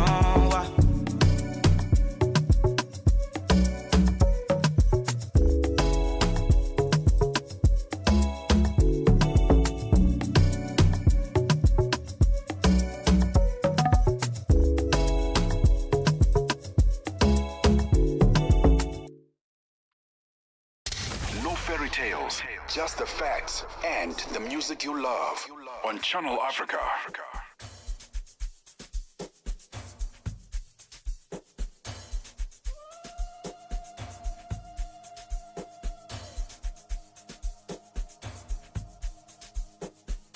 Any money where I get, I dey flex, I dey ball, I dey vest, I dey shop, Patek.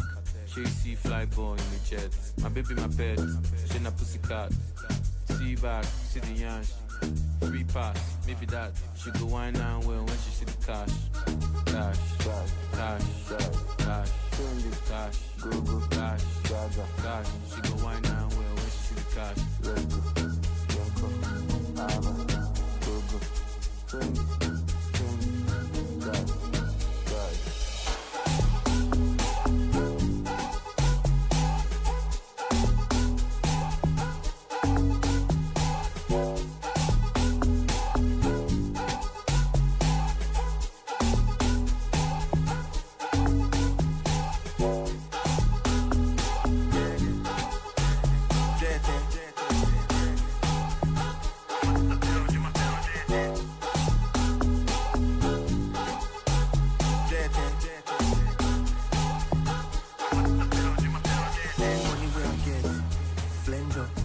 Money at the count, sensors.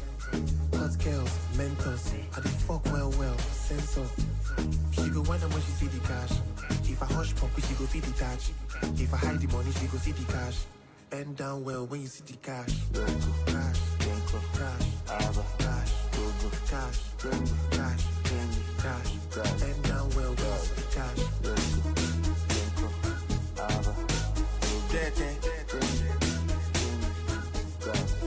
I dey flex it.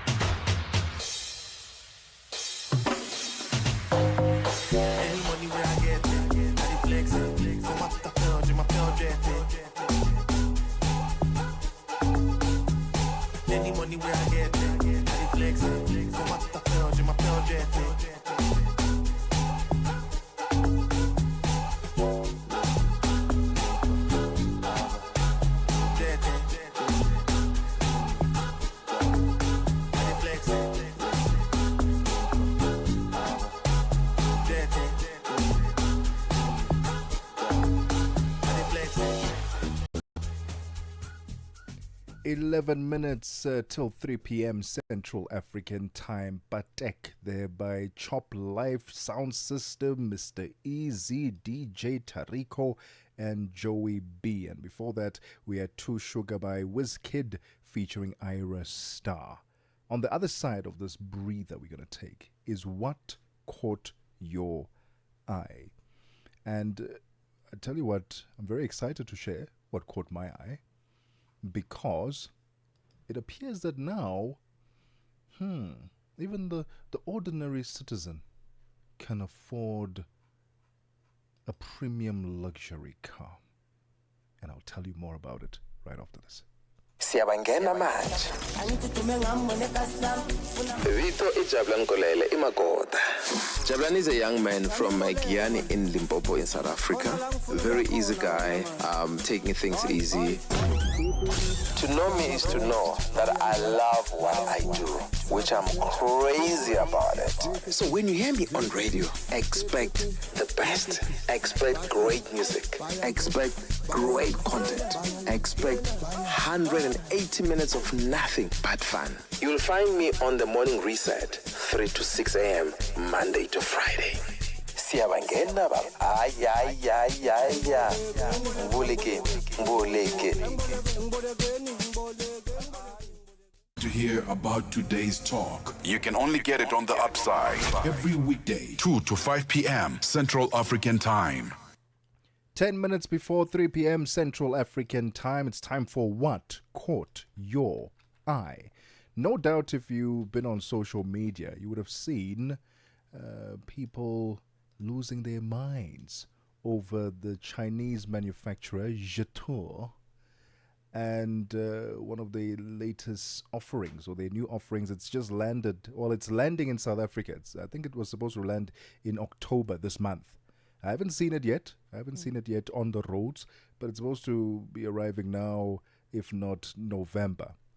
It is the T1 and the T2, the Zhetou T1 and T2. And what a beauty it is. It looks like a Land Rover. It looks like a Land Cruiser. The body, the shape of it. But it's not going to cost you 10 million rand to buy it. Okay? It has a 2-liter turbocharged engine, right? Delivering 185 kilowatts of power. It's got intelligent 4-wheel drive, a 7-speed dual clutch transmission, which is very interesting because normal cars, normal automatic cars have got automatic transmission, moves from one gear to another gear to another gear. The dual clutch transmission, basically, it's operating with two clutches, basically. One is focusing on the even numbers, 1, 3 gears, 1, 3, 5, and 7. And the other one is focusing on the odd numbers. That was the odd numbers. Then the other one is focusing on the even numbers, 2, 4, and 6. This is just allowing for a more smoother transition, quicker to change gears, power to the wheels, so you can keep moving and not feel like, hey, it's lagging. Why is the transmission taking so long? Why are gear changes taking so long? No, you're not going to experience that with this dual clutch transmission. 0 to 100 kilometers. I don't know why car manufacturers add that to their specs. Like, do you really care if a car, time a car reaches from 0 to 100 kilometers? Do you? I don't know, but every time I've bought a car, do you look at that? That's the first thing I get told. You get told that, but are you interested in that? No. Mmatsheko, you sound like you are interested in these things. Plus minus 8 seconds, 0 to 100 kilometers. It's got a 15.6-inch touch screen. It's got a 12.3-inch digital cluster. It's got voice assistance, 540-degree cameras, and it's got panoramic sunroof, ambient lighting, Napa leather is what they're calling it. And the warranty on it, 10 years or up to 1 million kilometers for engine cover. That's insane. And the price starts from, take a guess, Land Cruisers around 1 million something, a Land Rover around 1 million something. This one is around 569,000 rand starting price. Insane. Goes up to about 679,000 rand. They're saying that it looks like a Land Rover, but it's priced like a Corolla. Question to you: is this your kind of car? Would you get it? Because we've got the Land Cruisers, the Toyotas. We've got the Land Rovers. Trusted brands, trusted names in the motoring industry. Jetour, they're fairly new, especially in South Africa. But is this the kind of car that you would put money behind and buy to own yourself? It is a really stunning it's a stunning baby.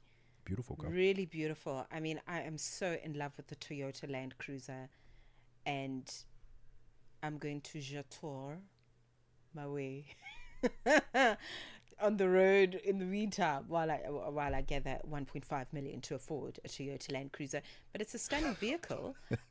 Wait, you still want to buy a Land Cruiser, a proper Land Cruiser? Well, it's a gorgeous car. Yes, it is really stunning. I was on YouTube looking at the Jetour T2 Traveler 2.0 luxury off-road SUV. Oh my goodness. Absolutely stunning. And I mean, also, it just depends on what you want to do with your life. You know, because this is going to serve my needs. I can tell you that for free. Oh my goodness. I have a very big family. Many children. Very big family is what I've got. So this is really going to come in handy for people like myself who have very big families. 7-seat, brilliant. Yes, perfect for people with families. And also, if you really just love the off-road and all of that, you're really going to enjoy this one. I cannot wait to take a Saturday off and go test drive it. Yeah, it's absolutely stunning. All right, let us know what you think about the Jetour T2. The T1 is also supposed to come in during this time, October, November, in South Africa. And they've got the 1.5 T Aspire version, and they also have the 2-liter turbocharged Odyssey 4-wheel drive variant as well. Let us know what you think of the car. Are you getting yourself a Jetour? What caught your eye? Well, I don't know if you've heard of the term, what's the term? The term that, and I don't know if Chimamanda came up with it, or is it Chimamanda Ngozi? Chimamanda Ngozi Adichie, the very famous author. Manosphere. Manosphere. Yes. Have you heard of that term? It's playing on the word manifest. Manosphere. No. So I was on The Guardian, the news agent, The Guardian, and she had a conversation with one of the journalists there, and she was talking about how she is afraid that her children will join the manosphere. Okay. I'll tell you what that is. But she was speaking she was actually speaking at a literary festival, and then The Guardian got to publish this as an article. And she was talking about how she's terrified that her twin sons, her new babies that just came not too long ago, will wind up joining the so-called manosphere. Okay? It's a broad online network of men's rights, misogynists, or anti-feminist communities. So it makes sense for Chimamanda. I mean, she is a feminist, and she's kind of simplified the concept of feminism and what it represents for all of humanity, not just what it means from a feminine perspective. You know, so it makes sense that she would say this, right? So manosphere, very simply put, is an umbrella term for a loose network of online communities, as mentioned. So influencers, forums that focus on men's issues, you know, associations that talk about misogyny, anti-feminist movements, extremist ideas about gender, all of that. So she's very afraid of that. And she is, I don't know how she's going to protect her children from getting into that, because at some point, as a parent, you move from being the boss to just being an advisor from a distance. But I guess, you know, in the things that you instill in your home influence how your child will wind up. But she reflects on having twin boys, which means that the worry is then elevated. This is something that it seems is very different to how her husband experienced childhood. She says that she keeps reading about how boys and men are struggling, and fears for her son might adopt attitudes like women should be in the kitchen and other nonsense, as she calls it. I don't know if she's got anything to worry about. I'm sitting here thinking, does she actually have something to worry about? Are we raising a generation of young boys born between 2019 and after that? Do you have anything to worry about? Are they going to be getting into those forums? I mean, being a feminine these days is completely different to 1975. That's for sure. So I just wonder if there's anything she really has to worry about. I would love to dig deeper into this manosphere as a concept and see how big a deal it is right now and into the future. It's very fascinating, I thought. First time hearing about it, eh? First time hearing about it. 3 p.m. Central African time. Let's get the latest news with Onel Nzinzi. SABC News. The African Perspective. Thank you, Tebogo. Looking at your top stories, scattered protests erupt as Tanzania holds general elections and calls for more interfaith dialogues to combat anti-Islam sentiments. Your latest news, greetings to our listeners. Internet service has been disrupted, with protests having broken out in Tanzania's biggest city, Dar es Salaam, as elections continue in Tanzania.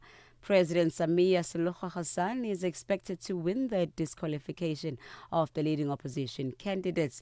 Monitor Group NetBlock said unverified videos of young protesters throwing rocks at security forces and a petrol station in flames are circulating on social media. Turnout appeared low at polling stations, which are due to close this afternoon. Demonstrators have voiced frustration over the detention of Chadema leader Tundu Lissu and the disqualification of ACT Wazalendo's Luhaga Mpina, both of whom were barred from contesting the presidency. Sudan's foreign ministry has ordered 2 senior officials from the UN's World Food Programme to leave the country within 72 hours. The ministry says it has summoned the WFP country director, Laurent Bukera, and informed him of the decision to expel him and operations officer Samantha Katraj. The BBC's Richard Kagal. No reason was given for the expulsions, though the ministry said the move would not affect the WFP's operations in Sudan. The agency and senior UN officials have protested the decision, saying they're engaging with Sudanese authorities to resolve the matter. The UN warns the move could disrupt provision of life-saving aid to millions of people facing extreme hunger and starvation. Sudan's army-backed government has previously accused aid groups of breaking local laws and releasing misleading reports on famine conditions. The expulsions come days after the paramilitary Rapid Support Forces fighting the National Army captured the city of El Fasher in Darfur. South Africa's Deputy Minister of Justice and Constitutional Development, Andrew Snell, has called on the Human Rights Commission to continue to ensure that the rights of people are not violated in any way. Nell was speaking at the 30-year celebration of the Human Rights Commission in Johannesburg. He says the Commission has played a major role in addressing some of the human rights issues and unconstitutional conduct. Nell says the Chapter 9 institution remains very crucial and that it must be supported. For 3 decades, the South African Human Rights Commission has been more than a watchdog. It's been an institutional expression of that very commitment, a conscience, a catalyst, and a companion to our Constitution, helping transform rights from paper into daily realities. Its investigations spanning racial discrimination, service denial, violence in schools have made human dignity tangible for many of the most vulnerable. Malawi's Department of National Parks and Wildlife, in partnership with African Park, has introduced contraceptives to control the growing lion population in 2 of the country's major wildlife reserves. The measure is aimed at preventing overpopulation, protecting biodiversity, and reducing human-wildlife conflict. The director of the department, Brighton Kupchedwa, explains how the situation came about. Lions are fast breeders, and the Malawi government, in partnership with African Parks, embarked on restocking depleted areas. Therefore, lions were reintroduced in these 2 parks. But within short time, the population has grown to the extent that it was posing some challenges. When there's not enough prey species, you get these lions getting out into communities, injuring or killing people. So taking the decision was to integrate communities. Lastly, the UN Special Rapporteur on the occupied Palestinian territories, Francesca Albanese, has called for more interfaith dialogues to be held across Europe in order to combat anti-Islam sentiments.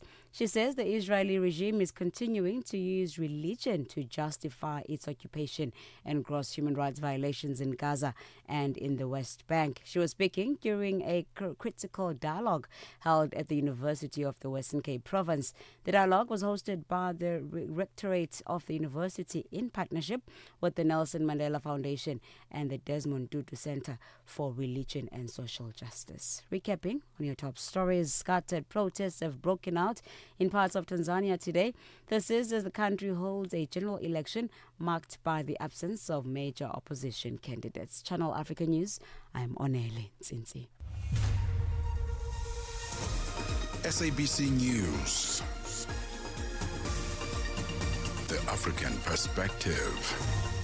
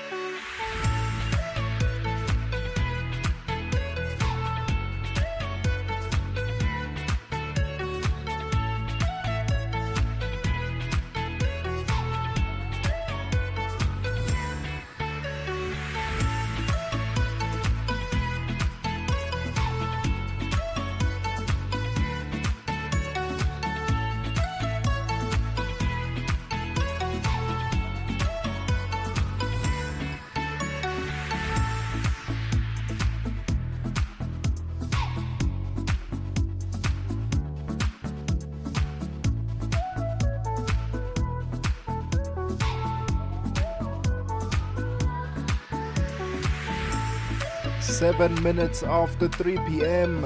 Central African Time. This is The Upside on Channel Africa.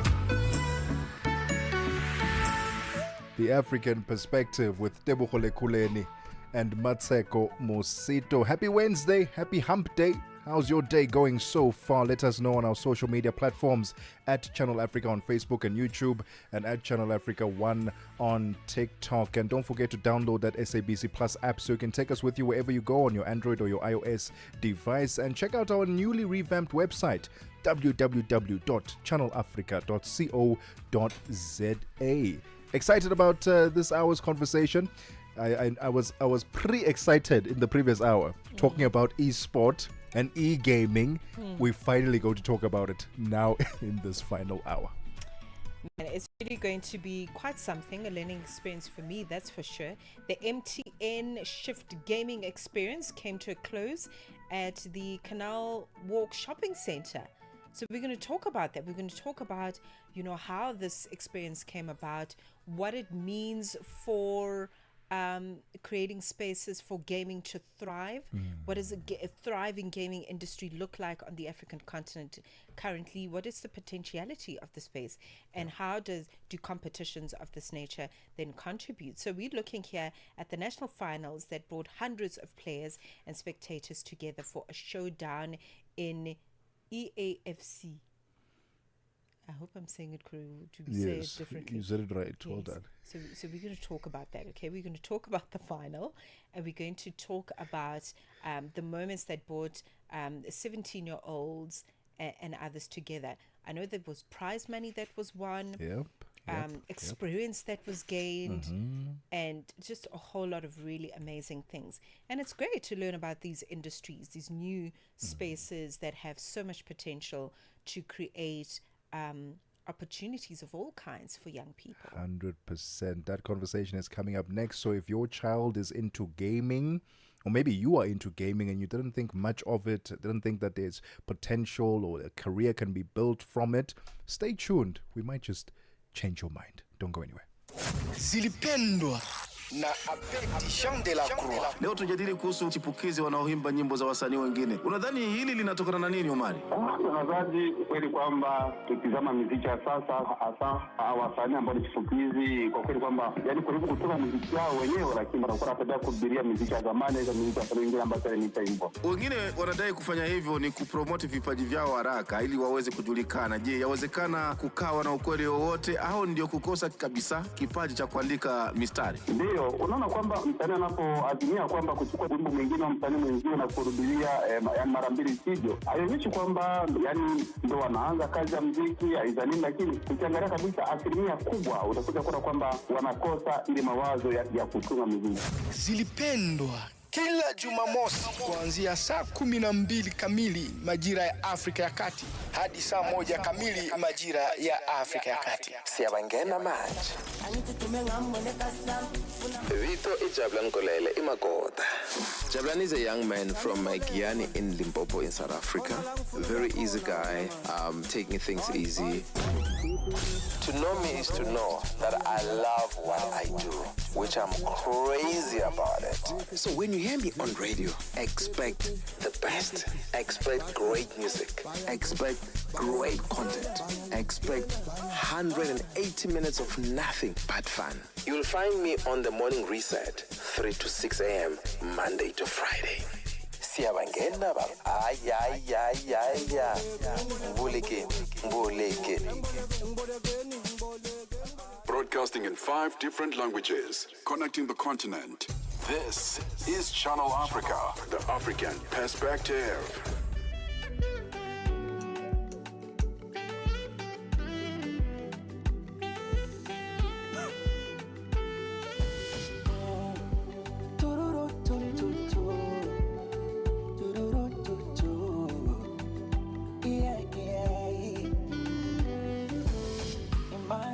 Jangwani umepotea, mchana juani unatembea, utokapo ni mbali, uendapo ni mbali.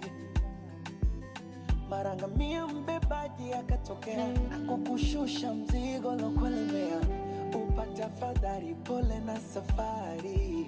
And that's what you did to me. Yote tisa ila kumi. Umeonyesha maana ya upendo, si kwa maneno bali kwa vitendo. Umeridhika na nilicho nacho, pewa tutoleage macho.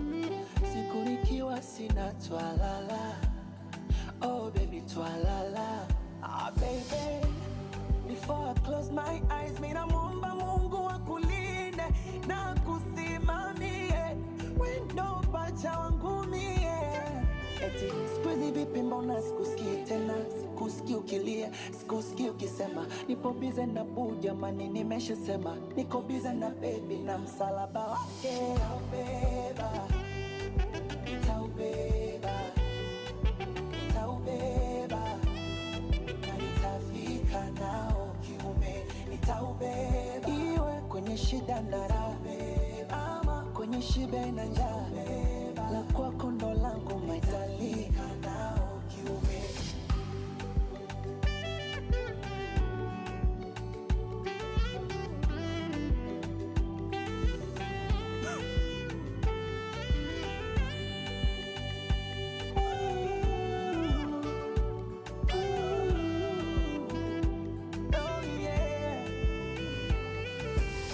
Imagine ujifahamu umezimia, umewekewa damu zinaingia, bomba likafunguka, naweza tanyanyuka. Mara daktari wa zamu akaingia, umepata fahamu na mwangalia, machozi yanakuanguka, unatamani funguka. And that's what you did to me. Yote tisa ila kumi. Unanifurahisha kwenye tendo, na unipe penzi la magendo. Ah baby, before I close my eyes, mina muomba Mungu akulinde na kusimamie, wendo pacha wangu mie. Eti sikuizi vipi mbona sikusikii tena, sikusikii ukilia, sikusikii ukisema nipo bize na boo, jamani nimeshasema niko bize na baby na msalaba wake. Nitaubeba, nitaubeba, nitaubeba, na nitafika nao kiume. Nitaubeba, iwe kwenye shida na raha, ama kwenye shibe na njaa, la kwako ndo langu maitalika nao kiume.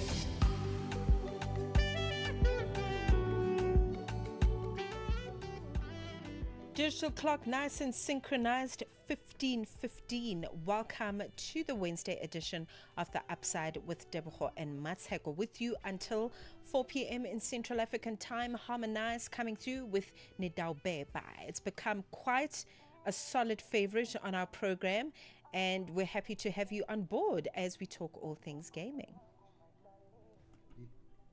Nitaubeba. Interesting. Nitaubeba. Means, if I'm not mistaken, it means I will hold you. I'll hold you. I'll carry you. I will carry you. Oh, what a beautiful, beautiful song. From Cape Town to Canal Walk, the MTN Shift gaming experience has captured the spirit of South Africa's growing esports scene, with epic battles in Call of Duty, Beat Saber, EAFC 2025, and more. This 5-month gaming extravaganza reached its thrilling national final, with young legends being made. 17-year-old Hamza Musa walked away with 25,000 Rand in the EAFC final, while Ryder April claimed the school division title, and fan favorites Nishua dominated once again in Call of Duty Mobile. To recap the journey and what it means for South Africa's digital future, and for the parents at home listening in wondering, hey, should I let my child continue playing these games, yes or no? We're joined by Nick Holden, co-owner of the ACGL. Nick, thank you so much for your time on The Upside. Let's reflect on the MTN Shift gaming experience, and this was the third edition of it. What was the inspiration initially when you came together and thought, you know what, let's create something that will highlight the importance and the need for gaming in South Africa to grow this particular aspect? Well, first off, just a big thank you for having me on today. But when it comes down to gaming as overall, it's really a developmental scene in terms of sub-Saharan Africa. We've kind of looked out our window to the international forefront and seen that there's just a huge amount of players, huge amount of opportunities. You guys have heard about the millions in terms of dollars of prize pool, but then we go back to a South African standpoint and we go, what about us? Where's our opportunity to be able to be a part of that picture? And that's where the MTN Shift gaming experience comes in, and especially the big finale at Canal Walk, in terms of being able to do that now for the third year running, is just, this is the opportunity for us to not only just provide this opportunity as a road to be able to be up on stage, to be participating, to be able to be winning prize money, but also to I think democratize gaming. All of these mall events are absolutely free to be able to enter, and it's to be able to try bring it to as many people as possible, so we can start to, South Africans are always good at things, especially when it comes down to sports or anything with a competition. We're great at that. So when it comes down to gaming, why should it be any different? So that's very much what inspired the start of this journey. I like that observation. Let's talk beyond the competition. What does the MTN Shift gaming experience aim to achieve, especially when we look at from a community sense and the engagement of young people with one another?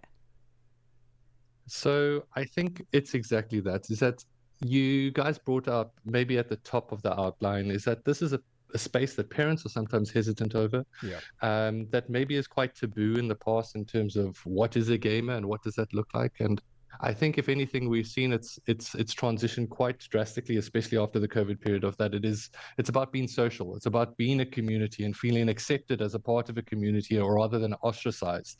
And it's always been a big part of these gaming experiences to come out here, show us your passion, get involved, and find like-minded individuals like yourself that wants to be able to connect. And maybe it's a good opportunity for parents and learners and students to be able to come into these environments and see that there is a wider ecosystem here.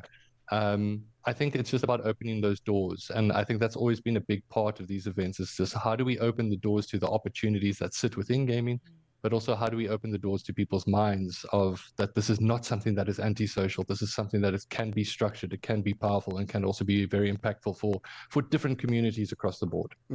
It's 20 minutes after 3 p.m. Central African time. We'll continue our conversation with Nick Holden, co-owner of the ACGL, to tell us a bit more about what unfolded at this year's MTN Shift gaming experience, which came to a closing at the Cape Town Canal Walk, and 17-year-old Hamza Musa walked away with 25,000 Rand in the EAFC final, and Ryder April claimed the school division title. We'll continue talking about the culture of gaming in South Africa, Southern Africa, right after this.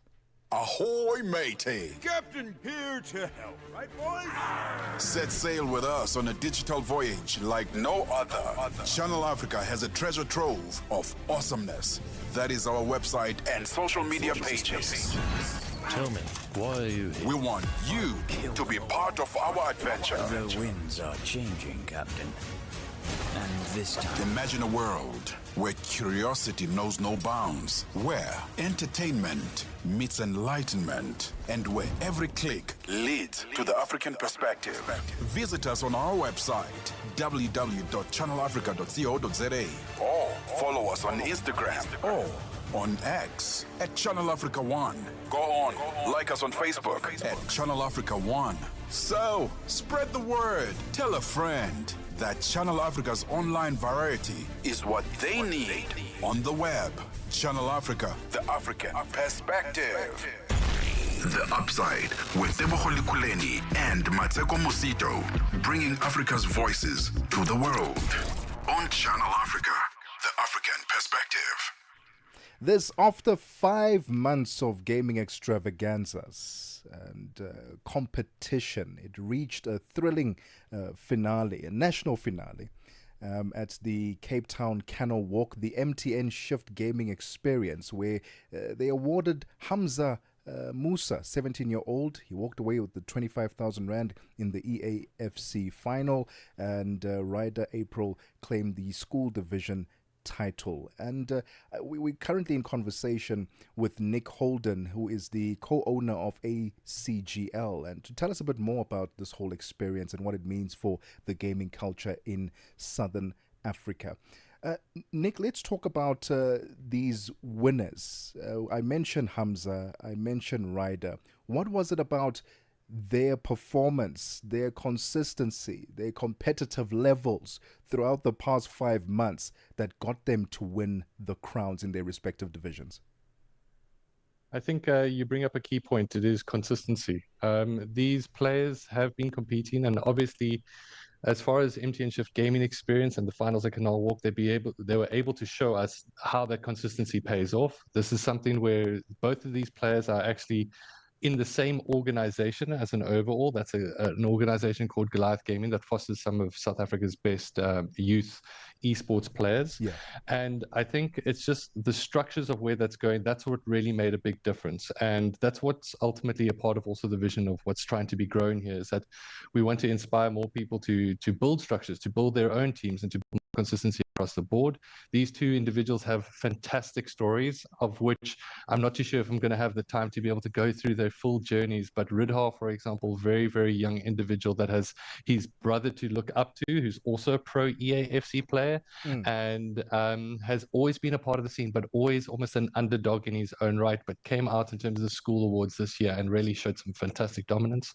On the other side of things, Hamza, he's also been a very youthful young player, and almost as like, you know, those youthful like those players that they seem much older than they are just by the way that they conduct and hold themselves, you know what I mean? So when he shows out in terms of his sportsmanship and how he takes notes while he's playing his opposition of, okay, this is how my opposition's playing, and this is how seriously they take it. It's that they really get down to the nitty-gritty of the strategic side of it. They take themselves seriously, they take the game seriously, and I think that paired with consistency is always a big game changer, no matter what you're doing. And I think that's also valuable for us to be able to impart to these gamers, is that take those learnings of how you play your game into your career further. Because esports, you might not always become a professional. You might not be able to get those opportunities, but it's kind of the factors of the learning lessons of how do you conduct yourself and how do you train and how do you take those values into the next step of your journey, becoming an adult.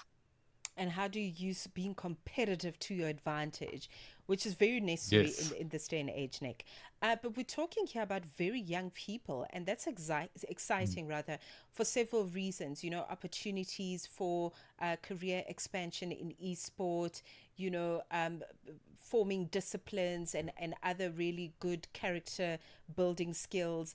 But I want to know about, you know, the parents' role. I mean, you mentioned how these young teenagers are really conducting themselves in such a beautiful manner, especially for the preparation of this competition. But how do schools and parents, or rather, how can they better support children who actually are showing real potential and talent when it comes to the space of esports?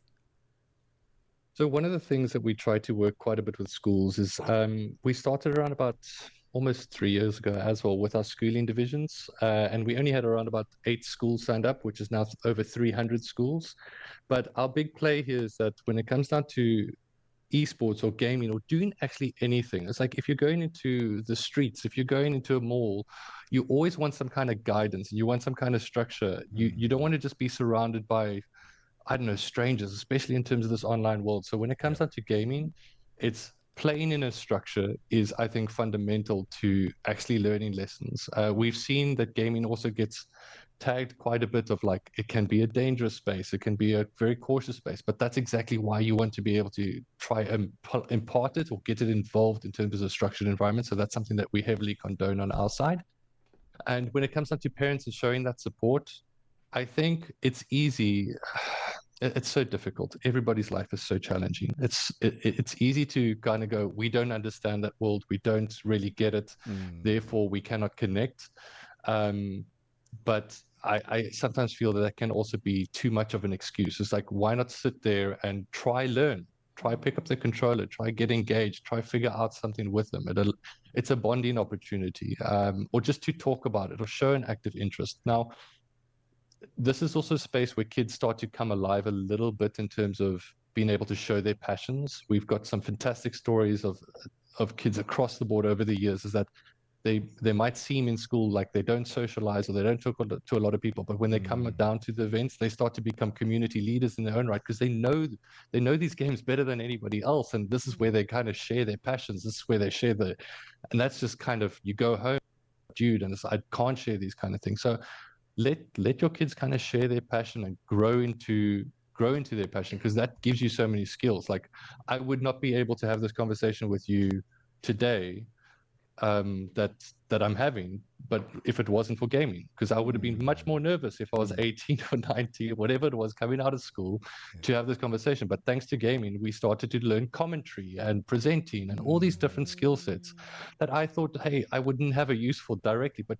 here we are. We actually have a use for it very much here in this conversation. So I think it's those kind of things, allowing people to kind of escape the shells or the corners that they get placed into. So just be supportive is my answer to parents. That's a beautiful angle, Nick. I want to find out from a career development point of view, because it's one thing to tell the parents, yes, allow the kids to show you their passion and how they love gaming, but are there careers in this space that they can look into and develop as time goes by, that the parents can also have a vision of, okay, where this could potentially go?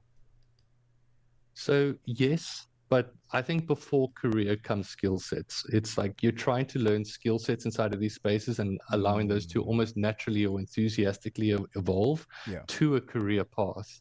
So if it comes down to, I'm learning great communication, we're learning strategy, we're learning how to review problems from a match and actually trying to apply that in terms of our next match that we're doing. That's, if you fundamentally boil down some of those principles, you could say, cool, we run a project as a company. What do? We review it after, and then we implement that in terms of our next step.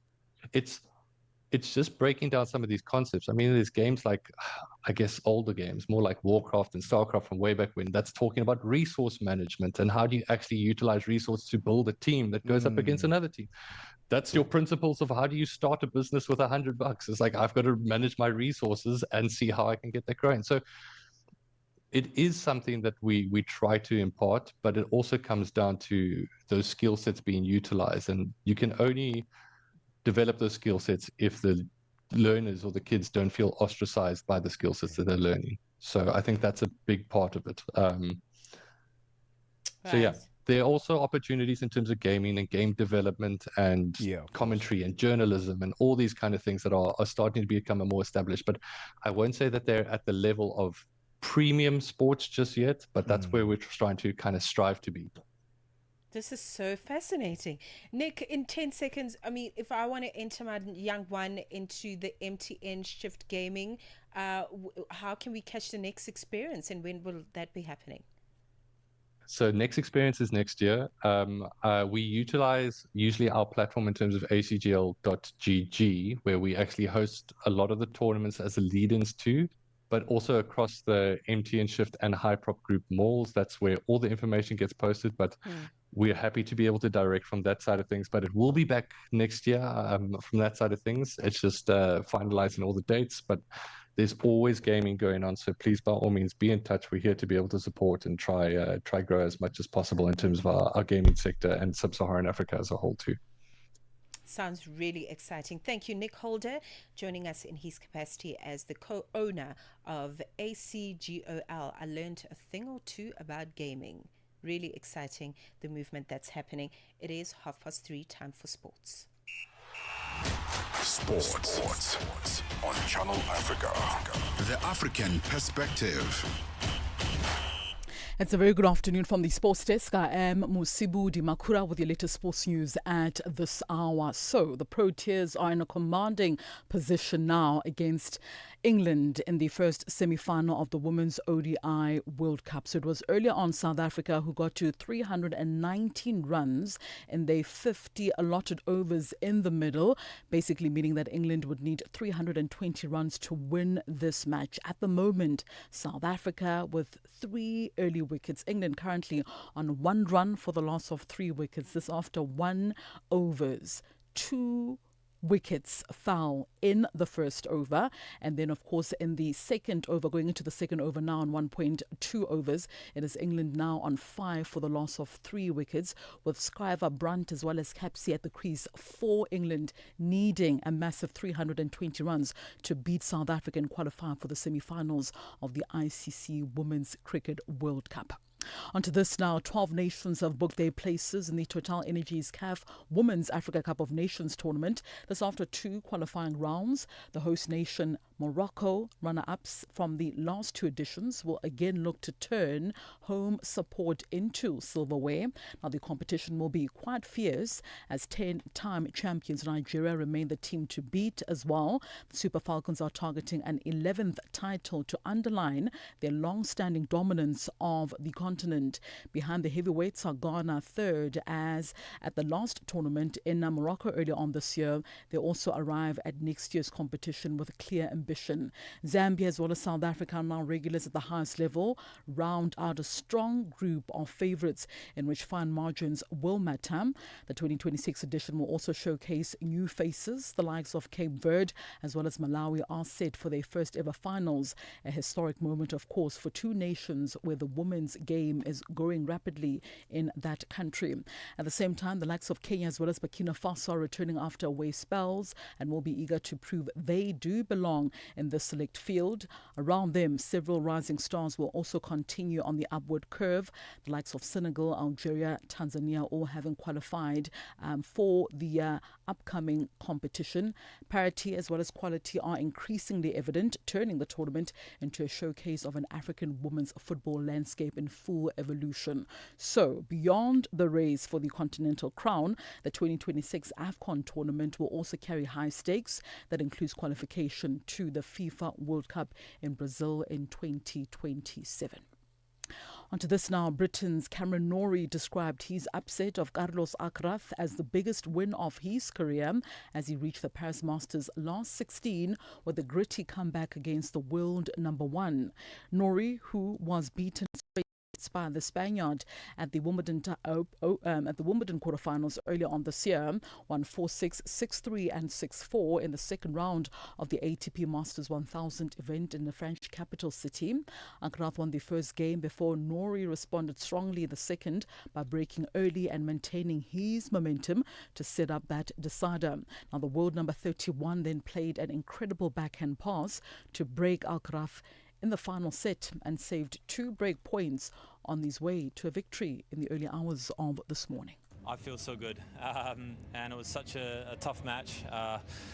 So many long games, tough games, and I really had to play my typical tennis, to beat him and keep digging, keep fighting. I had a lot of chances in that third set, and it was not easy, but really pleased with the way I dealt with that and the way I served out the last game.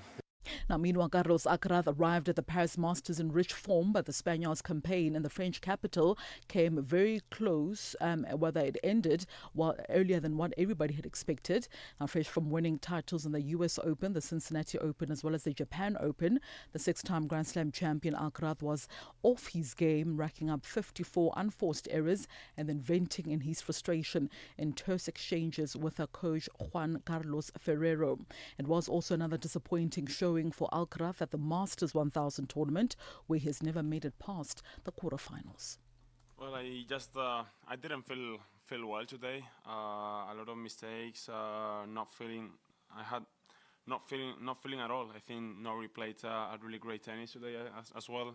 Solid match, and I think that was the key. All right, so that's a wrap from the sports desk at The Sawa. For any sports stories you'd like to share with us, our email address is newsroom@channelafrica.co.za, or give us a call on +27 11714 4459. For Channel Africa Sport, I am Mosito Makura. Sports on Channel Africa. The African perspective. Siyabangena manje. Vito i Jabulani Kolele iMagoda. Jabulani is a young man from Giyani in Limpopo in South Africa. Very easy guy, taking things easy. To know me is to know that I love what I do, which I'm crazy about it. So when you hear me on radio, expect the best. Expect great music. Expect great content. Expect 180 minutes of nothing but fun. You'll find me on the morning reset, 3 to 6 a.m., Monday to Friday. Siyabangena baba. Ay. Mbuleke. 37 minutes after 3 p.m. Central African Time. Let's get the final business news this afternoon. On the upside, Buntle Headbush is standing by. Business news on Channel Africa. The African perspective. Thanks, Tebogo. Good afternoon. In our top story this hour, Liberia has replaced its mining minister and top mining regulator. The Office of President Joseph Boakai has announced. This as a West African nation and iron ore producer pursues talks with Washington on investments in its critical minerals sector. The new minister, Matenoi Tingban, served as deputy mining minister under former President Ellen Johnson Sirleaf. The presidency says the decision to appoint him in place of the previous minister, Wilmot J.M. Pay, is part of moves to improve governance and efficiency. The changes come as Liberia seeks to attract foreign investment into its mining industry, which recently identified deposits of lithium, cobalt, manganese, rare earths, minerals vital for electric vehicles and renewable energy technologies. The International Monetary Fund says it's had productive talks with Malawi's new government during its annual spring meetings and the annual meetings in Washington earlier this month. This as a Southern African country looks to secure a new lending program after its IMF program was terminated in May, following its failure to restore macroeconomic stability. The global lender, in its Sub-Saharan Africa Regional Economic Outlook for October 2025, raised concerns about the widening gap between Malawi and other economies in the region. Chief Economist and Director of Economic Research and Strategy at the Don Consultancy Group, Chifipa Mango, explains some of the measures the country needs to take to boost economic growth. Malawi, I think, realistically has actually been exporting most raw materials.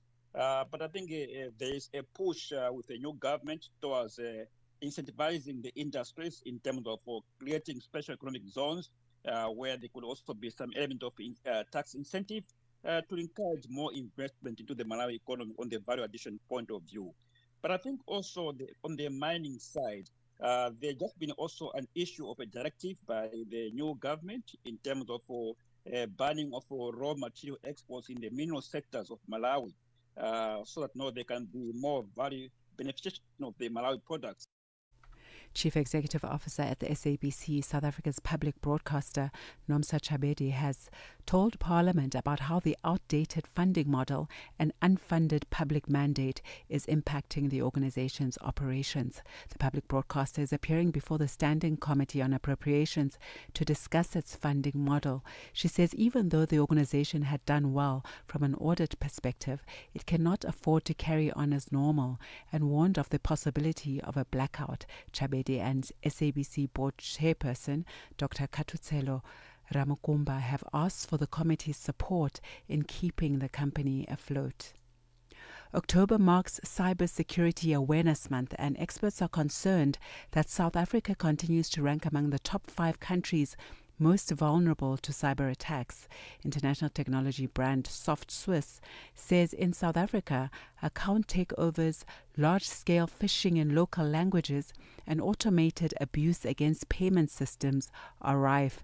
Deputy Chief Security Officer at SoftSwiss, Artem Baichkov, says the average cost of a data breach in South Africa stands at over $2.5 million. There are a lot of reports about cybercrime that being published by different institutions who collaborate with law enforcement. So generally, we can trust into these statistics. The recent reports really highlight that South Africa ranks in top 5 to top 3 list of countries with a high level of cybercrime per capita. Donald Trump has arrived in South Korea to join other heads of states and business leaders attending the Asia-Pacific Economic Cooperation Forum in the city of Gwangju. On Thursday, he'll meet his Chinese counterpart Xi Jinping. The BBC's Jay Kwan has more details. World leaders are gathering in South Korea's ancient capital this week, and U.S. President Donald Trump is one of the first to arrive. On his way from Japan, he said he is optimistic about his meeting with the Chinese leader Xi Jinping. Before then, he will speak to prominent industry leaders, including the CEO of NVIDIA and Samsung, and later sit down with South Korea's President Lee Jae-myung. Mr. Lee is hoping to negotiate lower U.S. tariffs on imports from his country. Other leaders, too, are hoping to resolve their own trade disputes with the U.S. And now for a look at the indicators. $1 US in Nigeria is trading at 1,456 naira this afternoon. In Botswana, it's 13 pula 76 Kenya. The dollar is trading at 128 shilling 37. And in Zambia, it's 21 kwacha 95. The BRICS countries, $1 in Brazil is trading at 5 rial 36. Russia, 79 rubles 42. In India, it's 88 rupees 25. China, 7 yuan 10. And South Africa, $1 is trading at 17 rand 20 cents this afternoon. $1 is trading at 75 pence to the British pound and 85 to the euro. Looking at commodities, gold is trading at $4,022 and platinum at $1,595 per ounce, while Brent crude oil is at $64.41 a barrel. And that was our final business update this afternoon. I'll be back with a final look at the indicators in the next hour. For any business stories you'd like to share with us, please send an email to newsroom@channelafrica.co.za or give us a call on +27 11 714 4459. For Channel Africa Business, I am Buntle Hetbush. Business News on Channel Africa. The African perspective. Conversations are happening, and Channel Africa is at the heart of them. We tell the African story with clarity, pride, and purpose, reaching audiences that matter to your brand. Partner with us and connect your business with listeners across borders in multiple languages and markets. For partnership opportunities, sponsorship, or sales, email us at partnership@channelafrica.co.za. Channel Africa, the African perspective. Africa. It's time to plug into the heartbeat of the continent. Tune in to Channel Africa, your go-to radio station that broadcasts in 5 different languages. L'Afrique du Sud célèbre la journée nationale du Kabla hujaitwa kwa jina la Double K or more of our forests have been destroyed. Tamo kutuli bwanji ndi Partido Africano da Independência da Guiné. See, Channel Africa represents every corner of this amazing land. From Lagos to Cape Town, Nairobi to Dakar, we've got you covered with the freshest news, music, and cultures. So, turn up the volume, feel the rhythm.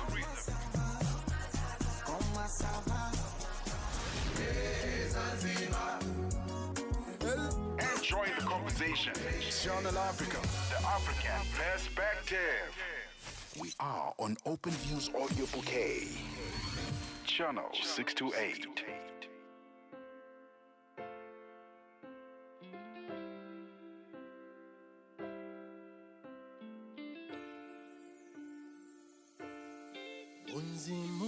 Unzimubomi ungalahlithemba abantu bohleka maungahluleka unzimubomi ungalahlithemba abantu bohleka maungahluleka maungapheleleleni wena ungafele mazelweni abantu bohleka maungahluleka maungaphelele endleleni wena ungafele emadlelweni abantu bohleka maungahluleka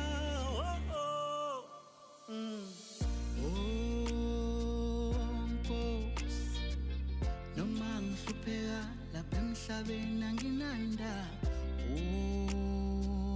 Nkosi mhlawumbe ngiyobusa ezulwini mangifika lapho Nkosi noma ngilambile lapha emhlabeni anginanda Nkosi mhlawumbe ngiyosutha ezulwini mangifika lapho ngishiya ngithembile laluphumule baba uma uyakhumbula sisibhale emehlweni sisumvasheleye angeke ngize ngifike lo mhlaba unzima kodwa ngiyobusa nje ezulwini mangifika lapho maungaphelele endleleni wena ungafele emadlelweni abantu bohleka maungahluleka maungaphelele endleleni wena ungafele emadlelweni abantu bohleka Sungalahli lelo themba njalo Sungaphela umoya mjakababa noma ngizima wena diyabalaza bazofika vela banamanga bethi themba likho ngoba sebalala vele impilo inzima nami ngiyazi sikhule ngakho phela ukuzabalaza siphila impilo yamahashahasha zange sami iphupho uthanda ukushabalala manje ngithi beka ithemba lakho kumdala noma kunzima kanjani noma kuthanda kuba mnyama kuzokhanya ungalinge nje uphele namandla vele konke sikwenzayo sikwenzela abantu bazohleka mawudluleka manje mina lami lithi phoko phela mntaka baba umdala uyophendula nyazi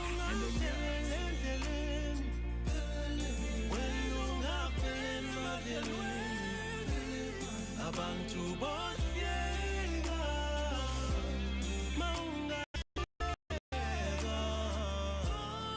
maungaphelele endleleni wena ungafele emadlelweni abantu bohleka maungahluleka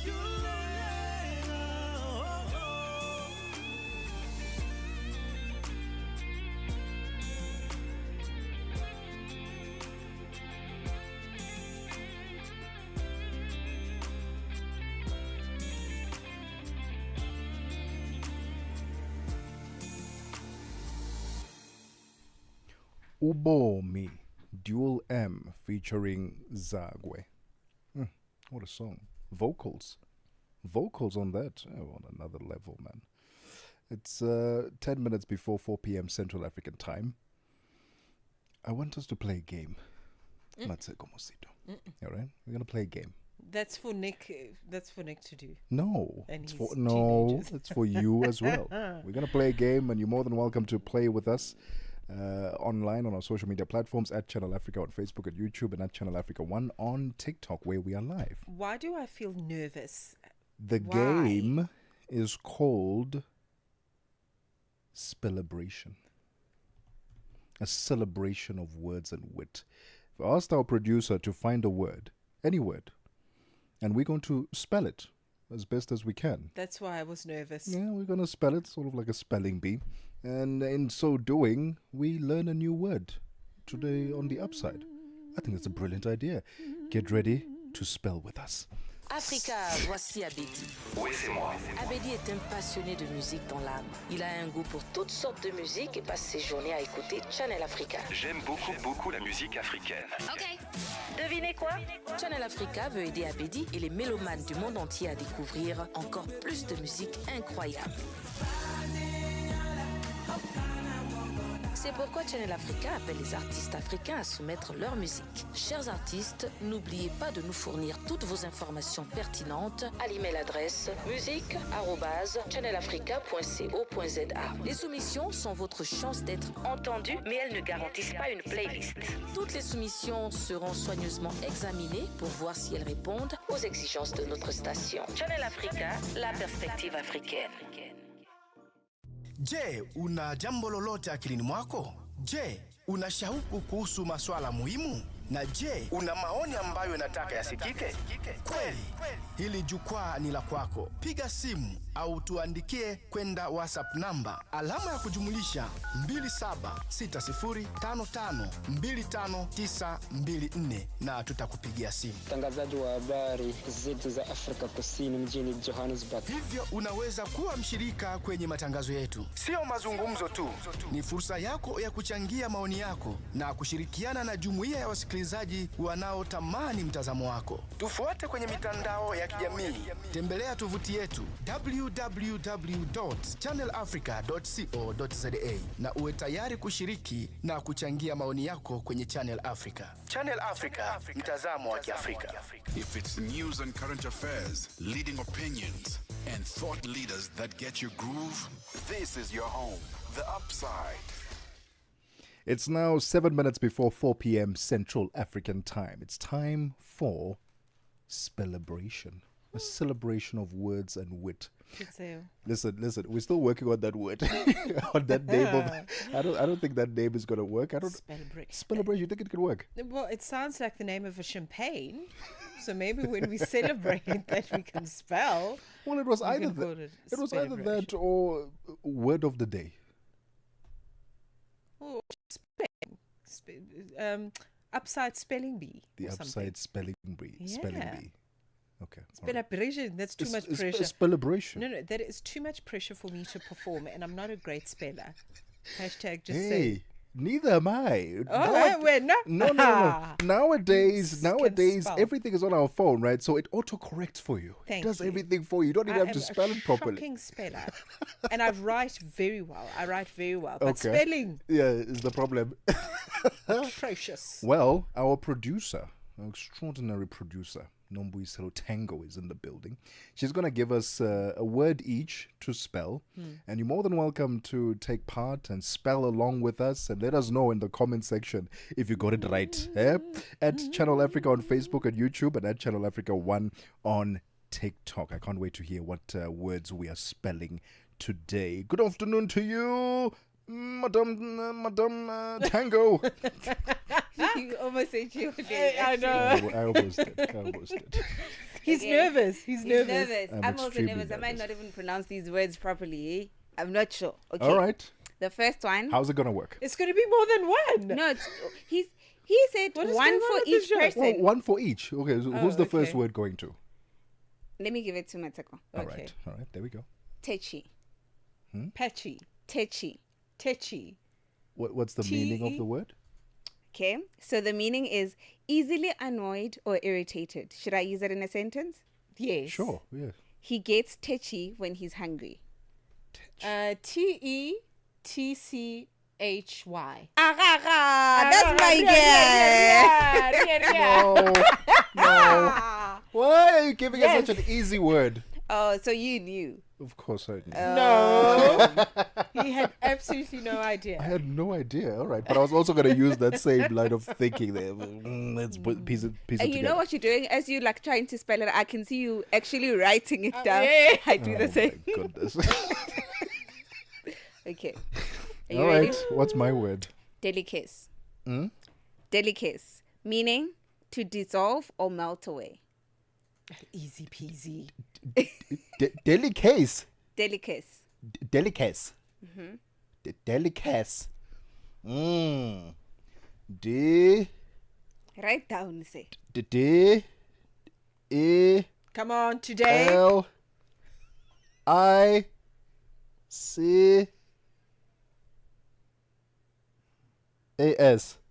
Shem, So far, Mmatsheko, maybe. It's not my word. I'm not going to spell No, it. try. Just try. Should I say it again? Delicus. Yeah. Okay. Delicus. I could be pronouncing it wrong, guys, but I think I'm pronouncing it right. Delicus. Okay. Okay. All right. DELCASE.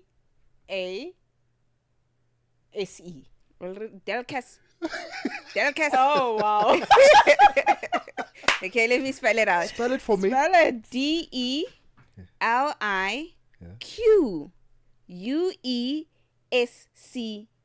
Never in a day would I win Ever use that word.